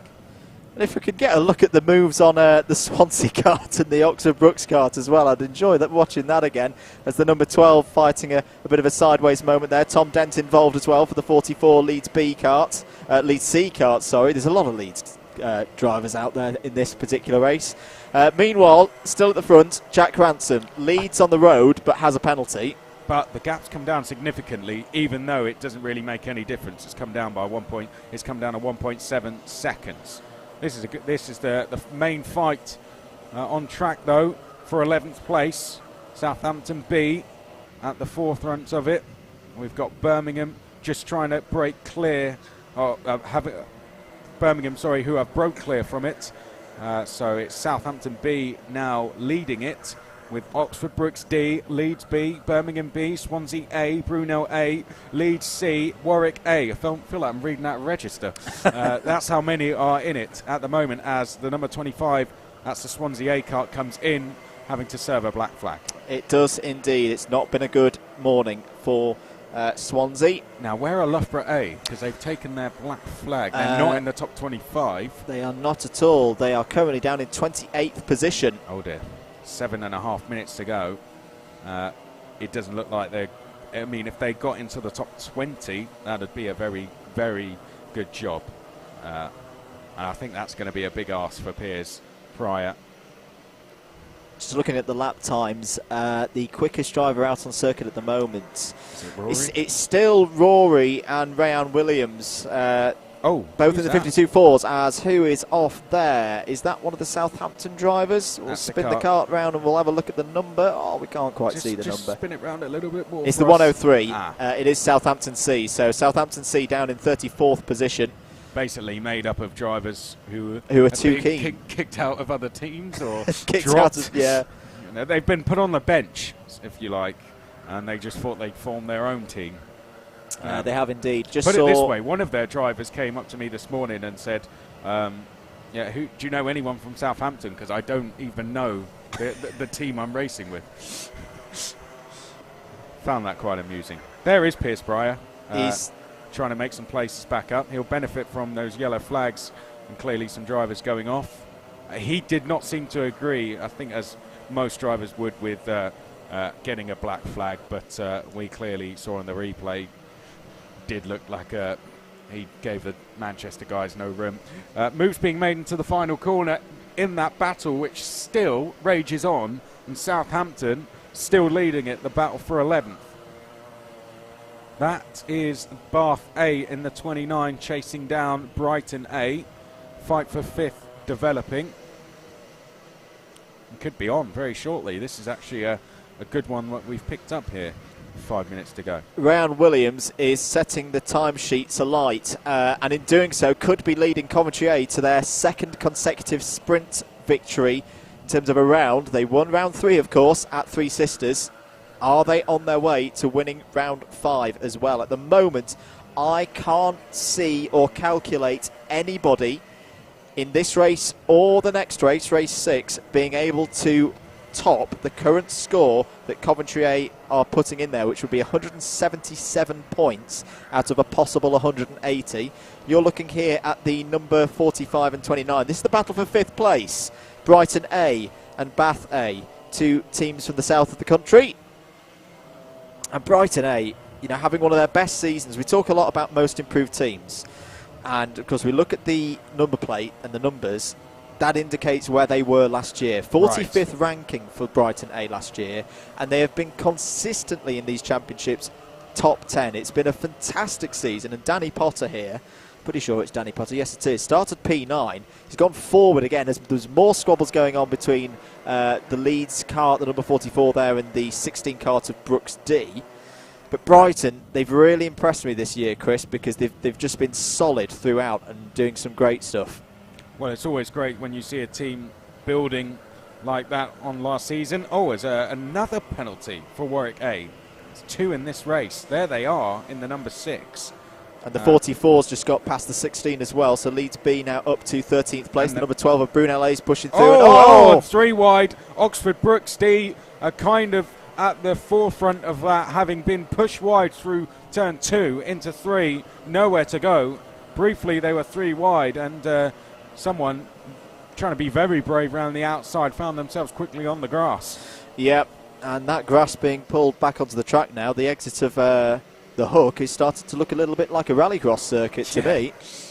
Number 44 making some more moves there, was trying to get past one of the back markers. Meanwhile, just keeping an eye on Oliver Basie-Fisher. The trouble for Basie-Fisher is because he started towards the back and these packs are so close this year, chasing through them is a lot harder this year. So I think 10th is about as far forward as he's going to go, which won't improve Birmingham's score from the 175 they've got at the moment. I've got to say, I want to see where Southampton A are, because Exeter B behind them have just gone quickest. It's just at the fastest lap of the race. So the number 7 on track. Now, where are they? Are they coming up? Here they are, well spotted by the crew. And I think they've already swapped positions, actually. I think the number 47 of Exeter B are already past. Indeed, they are. So I don't know who's in for Exeter B, but it's going to be Alistair Mallard, isn't it? The normal A driver. Well, he is quickest on track at the moment. So great stuff there from the Exeter boys. And that drops Southampton down to 8th place. You're watching live coverage of the British Universities Karting Championship 2019, round 5 here from Llandow Circuit at the South Wales Karting Centre. Andrew Mather from Double Dash Motorsport Media and Chris McCarthy from Karting Magazine in the commentary box for you. It's been a brilliant day's racing so far, and there's more of it to come this afternoon as well. You can follow throughout the day. We've got one more sprint race after this, and then the endurance race is round 6. Will be this afternoon. Take us with you as well on YouTube and Facebook if you've got a pack of data that you're available to use up and you've got to go out later in the day. Take us with you.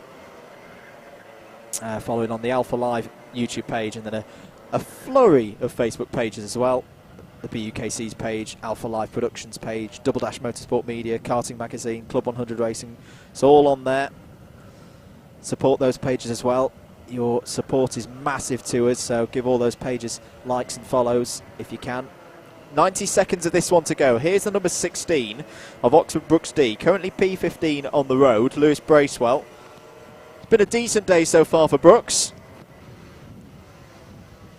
Getting back to the form that we'd expect of them. The B team still in the championship battle. Oh, there's a little bit of contact there between Southampton C's lone driver and I think that was Michael Grebe, the number 60 Manchester driver. As that's Bath A, isn't it? I think, it is indeed. Going after Brighton A. There is Brighton A in the 45. 1 minute to go then. Not long in this one for Rayan Williams to close out a race victory for Coventry A. Remember, Oxford Brooks B's Jack Ransom has a penalty from the very start of the race when he jumped the start.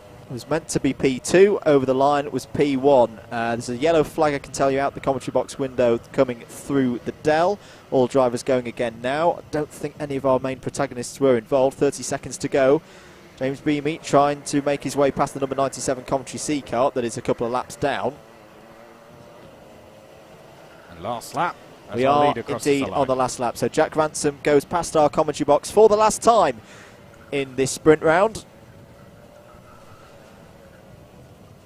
And can Rayan Williams just follow him home now? There is Ransom, who again has driven a really good race. It's a shame that he just misjudged that start. That's the only thing he's done wrong in this 25-minute sprint. But Rayan Williams and Coventry, they are properly back.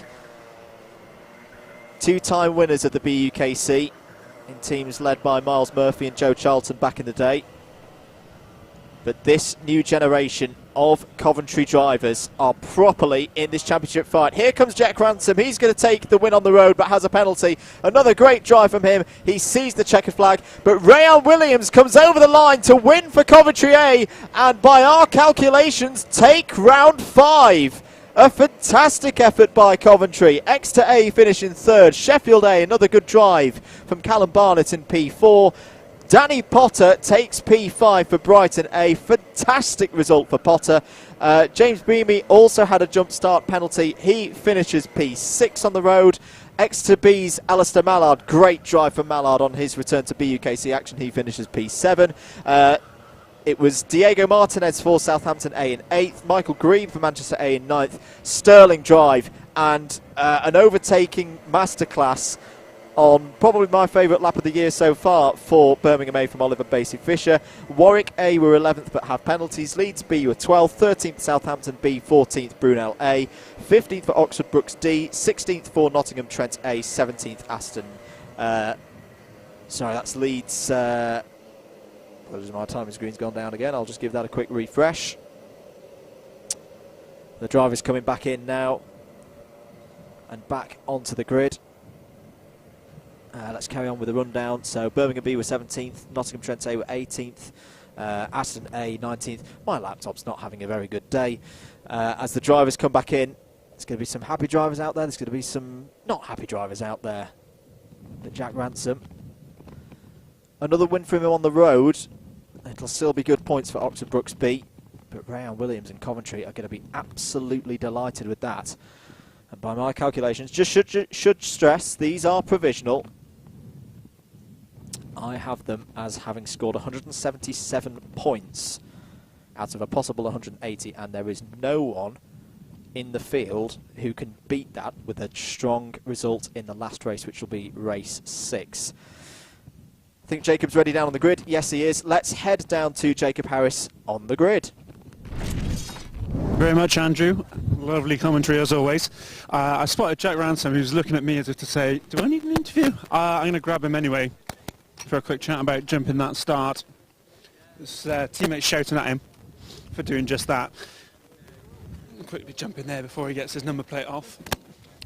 Jack, I heard you got a black flag, mate. I got black flag, did I? That's what everyone's telling me. I couldn't confirm. Didn't come up on the digiboard. Your teammates seem to think it's for jumping the start, and yeah, I'm just hearing over the earpiece that you got a jump start penalty, Jack. Well, I also found I got a cone penalty before the race starts. How does that work? Can somebody explain that to me? Well, you get a few laps practice, and if you hit the cones, they'll just... You get I don't think you get a penalty. It might just be the way it came up on the digi flag, but and otherwise a good race and still strong points for Brookes B. Well, I don't know. Where did I come after penalties? I think you dropped 2 places. Oh, that's fine. I don't know about the jump start. If the other guy doesn't go, he doesn't go, does he? It's not my fault. I'm a bit annoyed. All right, we'll leave it at that, Jack.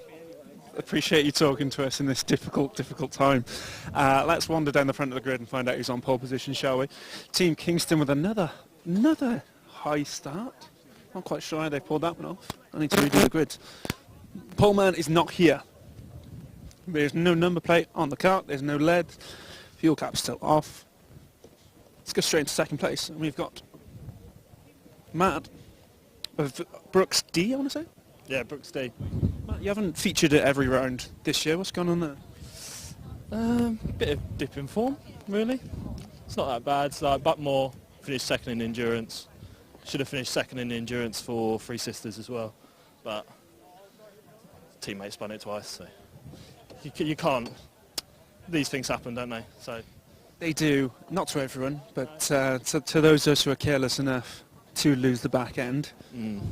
Well, you don't need a drifty back end, do you? No, certainly not in these. I found it. No, that's the last thing we want. We've had a lot of chat about wide back ends this year in BUKC, haven't we? No. Yeah, we have. You need a tight one, really. To really suit the road taxes, you need to keep... You need to be a bit light. Yeah. My weight, I'm just a bit fat. About 85 kilos, so... How is the salad life going? Still not going well. Still no sneaking burgers here. Takeaways too. That's the last thing you want to do. But when you've had a long day at lectures, salad isn't for it. So, who provides your internet? Virgin. Yeah, what we want to do, get on the phone to Virgin, get on the phone to Branson and say, look, I don't want to be able to access Domino's.co.uk, JustEat.co.uk, Deliveroo, those types of things, and he'll block him for you. It's an Oxford thing, I reckon. Yeah? Yeah, I reckon. It's an Oxford Brookes thing. Everyone's just a bit chubby this year. Just like to eat. I haven't lost a Christmas weight. Perhaps after last year's championship win, you all got a bit complacent and, let's have another Deliveroo. Probably. Celebratory Deliveroo. Yeah, Wagamama's is calling me later. Finals is just next 2 weeks, salads. Next 2 weeks, just have salads. I'll be there for finals, bang on weight, so 82 kilos. I'll be there. Fair enough then. We're good. We'll see. Oh, I'll look forward to that and see how much you improve with a higher weight threshold. Yeah, maybe. We'll see. Look for your race map. Our pole position man has finally turned up. It's Ryan Luscombe of Exeter A. Ryan, not the round Exeter were hoping for. Am I right in saying that? Yeah, the first two races weren't great, but Rory did a good job in that one. Got P3, I think, so yeah. On track or overall? Because Jack Ransom did get a penalty. Where was he? Is he in the... He was in first. Okay, so hopefully second then. I don't think he got a penalty, so yeah. It's coming back to us, I think. And here you are on pole position to finish the round. Weighted expectation on your shoulders? There is, yeah. There's been a few no pressure Ryan, but yeah, there is a bit of pressure. So yeah, we'll see how it goes. I haven't really started at the front of a race for a while, so yeah, hoping I can just get away and do a nice clean race. What do you like around Llandow? I used to be alright back in Hondas in 2012, so we'll see if it's still... I know my way around, so that's a good start, unlike Wigan, so yeah. It's still the same track, I can confirm. Yeah, it's good to be back actually. I miss coming here, so yeah. Thanks for talking to us, Ryan. All the best for the race. Ryan Luscombe there, looking to revive the hopes of Team Exeter after a stellar effort in the last race from Rory Cuff. We're getting cleared off the grid already. Just enough time to quickly jump in with Alexis from Newcastle. Alexis, I haven't spoken to Newcastle yet, but this seems to be a good group position for you. What can you do from here? So the main goal is just to maintain position or climb up and beat Sheffield A to get a possible podium. So that's the objective for this race, which seems feasible, so looking forward to it. Well, all the best with that. Jimbo's staring at me as if to say, get off my grid. He's blowing his whistle, so you start your engine, so off you go.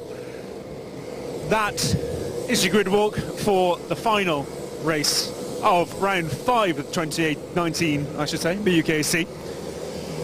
Away goes Mark Cuthbert there, we spoke to him earlier. A sign off from that young man, I can't quite see who it was, but race 6 is about to get underway. Andrew Mather, back to you in the commentary box.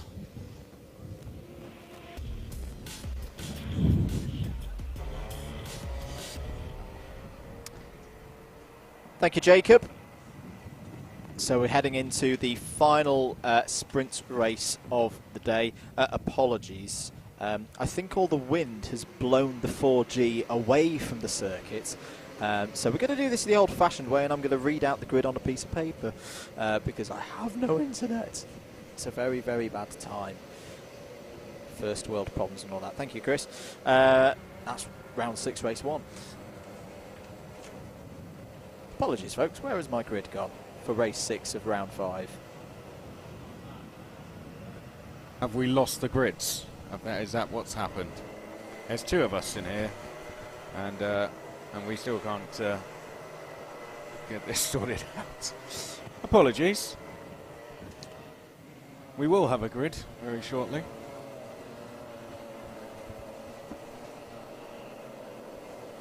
But at the moment, we're doing a couple of laps.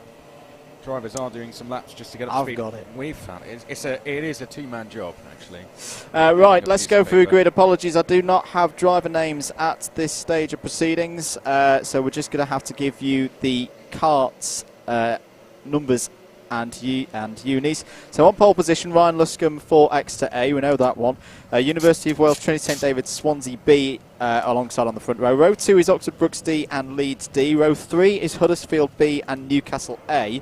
Kingston A and Swansea B are row 4. Southampton B and De Montfort B are row 5. Row 6 is Oxford Brookes A, who I reckon have a decent chance of getting a round podium here if they can get a good result. Alongside them on that 6th row is Brighton B.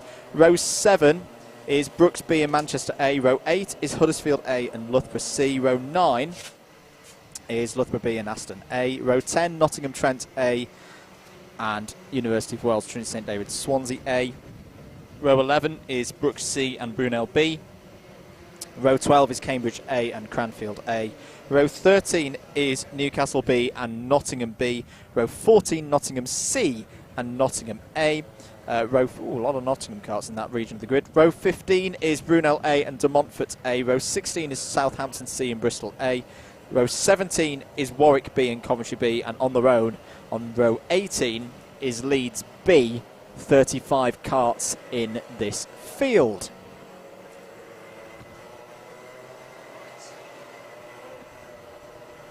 It's better if you turn mute off. I could have talked to myself for the whole race, but thankfully that's not, thankfully for myself, that's not going to happen. Let's have a look at where the top teams are in this one as terms for this round. So we've got what we've worked out, or Andrew has worked out on their system that the Double Dash guys run here. Coventry A at the forefront, Birmingham A in second, then we've got Oxford Brookes B in third because of that penalty that they had. Nottingham A will be in fourth, and fifth is fifth behind that. Is it Loughborough A? I believe it is. So that's some of the teams that are running towards the front at the moment. I don't believe a huge amount of them are actually in this one. So it looks like a vast majority of the teams towards the front have already completed their races in the sprints. Yeah, that'd be correct. Coventry A, Birmingham A and Loughborough A all finished their racing. So the key karts that you need to keep an eye on in this one, Brookes B, they've got 168 points at the moment. Nottingham A, 164, and Brookes A. They're very big movers. None of them can take the round win off Coventry A, but they can still get big points in the championship. Here we go then. Lights are red, they're green. We're racing at Llandow. There's a lot of loading towards the middle of the grid, but Ryan Luscombe has got a good start here for Exeter A, and he will lead on lap 1 as they head out of the hook. Yep, good start there for your leaders as we make our way down towards Surtees for the first time. So Exeter A leading the way at the moment. Second place, Oxford Brookes D, as we come through turn number 5 and now around the Lancaster curve up towards Chandler's for the first time. Top two already threatening to break clear here. The number 26 sits in third place, so a very good start from Kingston A to get themselves up from 7th to 3rd, making good use of that inside row start as we go down towards the final corner for the first time. I think that's the number 18 of Huddersfield B in 4th place. Let's confirm as we come across the line. Then it is Swansea Met in 5th. Manchester A are in 6th. Leeds D in 7th. De Montfort B in 8th. Swansea B in 9th. Loughborough B are in 10th. So your leaders actually now breaking away. So a really good start to this lap for Exeter A. There is the number 60 making a move. Manchester A on University Wells, Trinity St David, Swansea B. Good move that as they went in towards turn number 5. A battle going on for second. Kingston going even better now as we go into this second lap. The pressure, they are piling on Oxford Brookes D, and I think they're going to make a move down the inside into the final corner. There we go, out of the toe and down the inside, and that is Kingston A into second place, Andrew. Great move that by one of the teams fighting for Clubman honours. We spoke to him on the podcast. This round was originally a little bit make or break for them because a lot of their team members were maybes for the final round at Wilton. Now thankfully that issue has been resolved. We will see the likes of Andrew Hunt, Adrian Jarrich and Sam Wrighton at the finals in a few weeks time, but they still need to do the job here to make the pressure just go down a little bit as they go into that final set of rounds, and this is good stuff here from Kingston A in this final race of the morning. Let's see how Nottingham A are doing, because they're one of the ones that we pointed out to watch. They're up to 17th place, having started down in 28th. What about Oxford Brookes B? They have not, I think they've gone backwards rather than forwards. If anything, they are in 15th place, having started 13th. So not a good start for Oxford Brookes B. They need to start making some progress and doing so very quickly. Manchester A, who have gone up some more positions on this lap, having gone past Huddersfield B, got a penalty for Bristol A, unfortunately.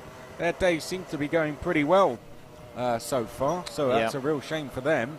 But this, Manchester A, they're going along very well at the moment. We've got Loughborough B in the number 23 there, and then a very busy midfield, as I think we've probably seen in every single race so far. We have indeed. Skylar Robinson starting to pull away now from the pack behind him, so Robinson in the Manchester number 60 kart. See Gareth Haynes starting to come through as well for Oxford Brooks B. Distinctive suit. Saw Loughborough C make a move there as well, and De Montfort B. So good move that from them into the Dell. So number 2 still in Brooks. a fight for the championship. And that's better from them. In fact, even though they made a move, they still haven't moved forward. There's the 41 side by side with the number 9. That is Swansea B and Oxford Brooks C. And plenty of changes being made on the exit there. Yeah, all the Oxford Brooks karts now starting to work together. This is what they do. The 1, 2 and 9, you can see them all line astern there. Look for this pack of 3 starting to come through. They'll all be trying to help Haynes there in the blue suit with the white shoulders and the white helmet to make his way through the field and get as good a tally of points for the Oxford Brooks B team as they possibly can. And at the moment, they're doing just that. They're going to be up into the top 10 now. Battle going on between Oxford Brooks D and Manchester A. Looks like Skylar Robinson making a move. Yes, Skylar Robinson. Oh no, he's still having to fight for it, and he's got to deal with it into the hook. And he doesn't actually get it done. No, he doesn't. Place. Loughborough B go into 4th. So, and Loughborough B now going into 3rd place down at Surtees, or at least they're challenging to, and they are through. So Loughborough B up into 3rd place there. Good driving that from Loughborough B. Christian Bessel coming through as well, the number 77, as a move being done there on, I think that was on Oxford Brooks D. Skylar Robinson does indeed go through. Gets back past Oxford Brooks D. That's Manchester A. Is that past Loughborough or? That's them going Brooks? past Oxford Brooks D. Yes. Loughborough B have got past both of them. There they are, the number 23. Yes. On for another good result here in the BUKC. Oxford Brooks karts working together again. 3 wide into Raymond's hairpin. Huge squabble going on for just about, just lower than where the Brooks karts are. All those names changing positions on your tower on the left hand side. Oh dear, Colin the Cone is no more. I don't know what happened to University of Wales Trinity St David Swansea last time, because they dropped to 12th place and they were running a lot higher than that up until that point, so they came tumbling down the order. Someone knocked a cone at turn 1 as well a couple of laps ago, so I wouldn't be surprised to see a penalty being awarded to someone there. At least still alive though, the cone. Oh, we're side by side here. That's Oxford Brooks A trying to make a move on Huddersfield B, is it? It is. Good move that by the Brooks A driver. Yeah, through. Another position. Yeah, Loughborough B go quickest, by the way. 52.7. Contact warning for the number 66 of De Montfort A, currently in 17th. And a fight going on for 3rd, Andrew, I think. I think that's Loughborough B and... or is that... Oh, great move by we'll Swansea Met A's driver to pop it up the inside of the number 2, Brooks B. So that was for 9th place. Very clean move through Matt Querters coming onto Lancaster Curve. And they've held the position as well. So University of Wales, Trinity St David, Swansea A, formerly known as Swansea Met, on their home circuit, having a good run here and breaking up that trifecta of Brooks karts, working its way through the lower reaches of the top 10. That was a back marker that had me confused on that last lap, so apologies for that. That was a change you just saw, the number 28 of University of Wales, Trinity St David, going up the inside in towards turn number 1 there. So a good move from them to go past our defending champions in Oxford Brooks A. And that is them up to 7th place then. So now they've got to try and push on. The next car up the road is going to be Loughborough C. in the number 31 as they come through the Dell now. There you can see a back marker just trying to keep out of the way and doing a good job at that, actually, as we now go through the chicane. Number 31 under a lot of pressure here, Loughborough C, and that pressure is only going to increase as we go on to the next lap. 16 minutes and 50 seconds of this final sprint race of the day to go. Do hope you're enjoying your coverage. Do hope you're enjoying your Saturday afternoon. There is a yellow flag out at the Dell. Has changed position there. 28 going through past Loughborough C. So Loughborough C now having to fight and trying to fight back here on the 28 of the University of Wales Trinity St David. With Brooks A not too far behind as well. More, I think even more teams on the way. Oxford Brooks C closing in on this as well. Huddersfield B under a lot of pressure from Newcastle A behind that. Battles all the way down the order as ever. Never a dull race, BUKC. The 3 Brooks drivers are back together again, and the Brooks A drivers trying to again fight through the traffic, compromise the traffic to the benefit of the Brooks B kart. You can see the Brooks B kart there, the number 2. Blue suit. Oh, and actually loses out of position to their own teammates. So Brooks C and Tom Geeney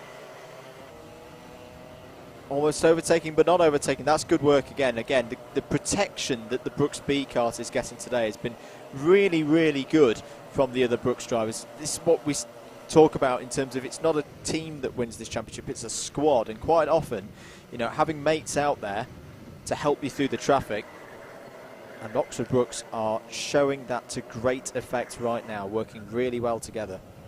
Yeah, well, let's see what the number 1 can do going into the hairpin this time, or more like into the hook really, because Loughborough C defend. So on the exit we could see Oxford Brooks A get the run. They're not going to try this time. Going down the inside into the first part of and in towards turn 1, sometimes not a good thing unless you're really able to complete the move before you start turning into the corner. But that time down at Surtees, the move is made from Oxford Brooks A.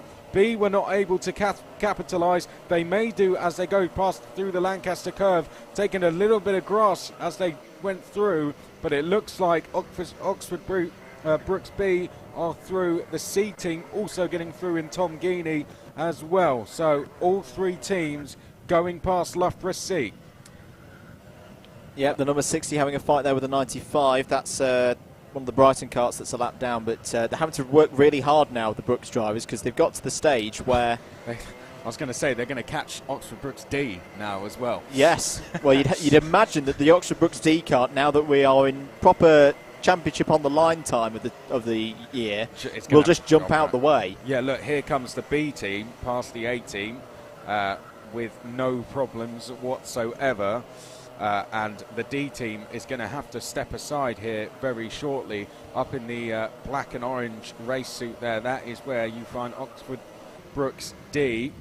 And then a little bit further up the road from that, the number 28, just turning into the corner there with the black. I think actually the move is being completed. Cone penalty for Bristol A, but it looks like Oxford Brooks D have stepped aside for Oxford Brooks B. I think that move has already been done, is it? Yes, it has. So now it will be University of Wales Trinity St David next. Keep an eye out for Manchester. This is a really good run for them in the clubman class. If they can hold this, I reckon they're going to be at least on the clubman podium, possibly even win it. There is the Manchester driver, Skylar Robinson.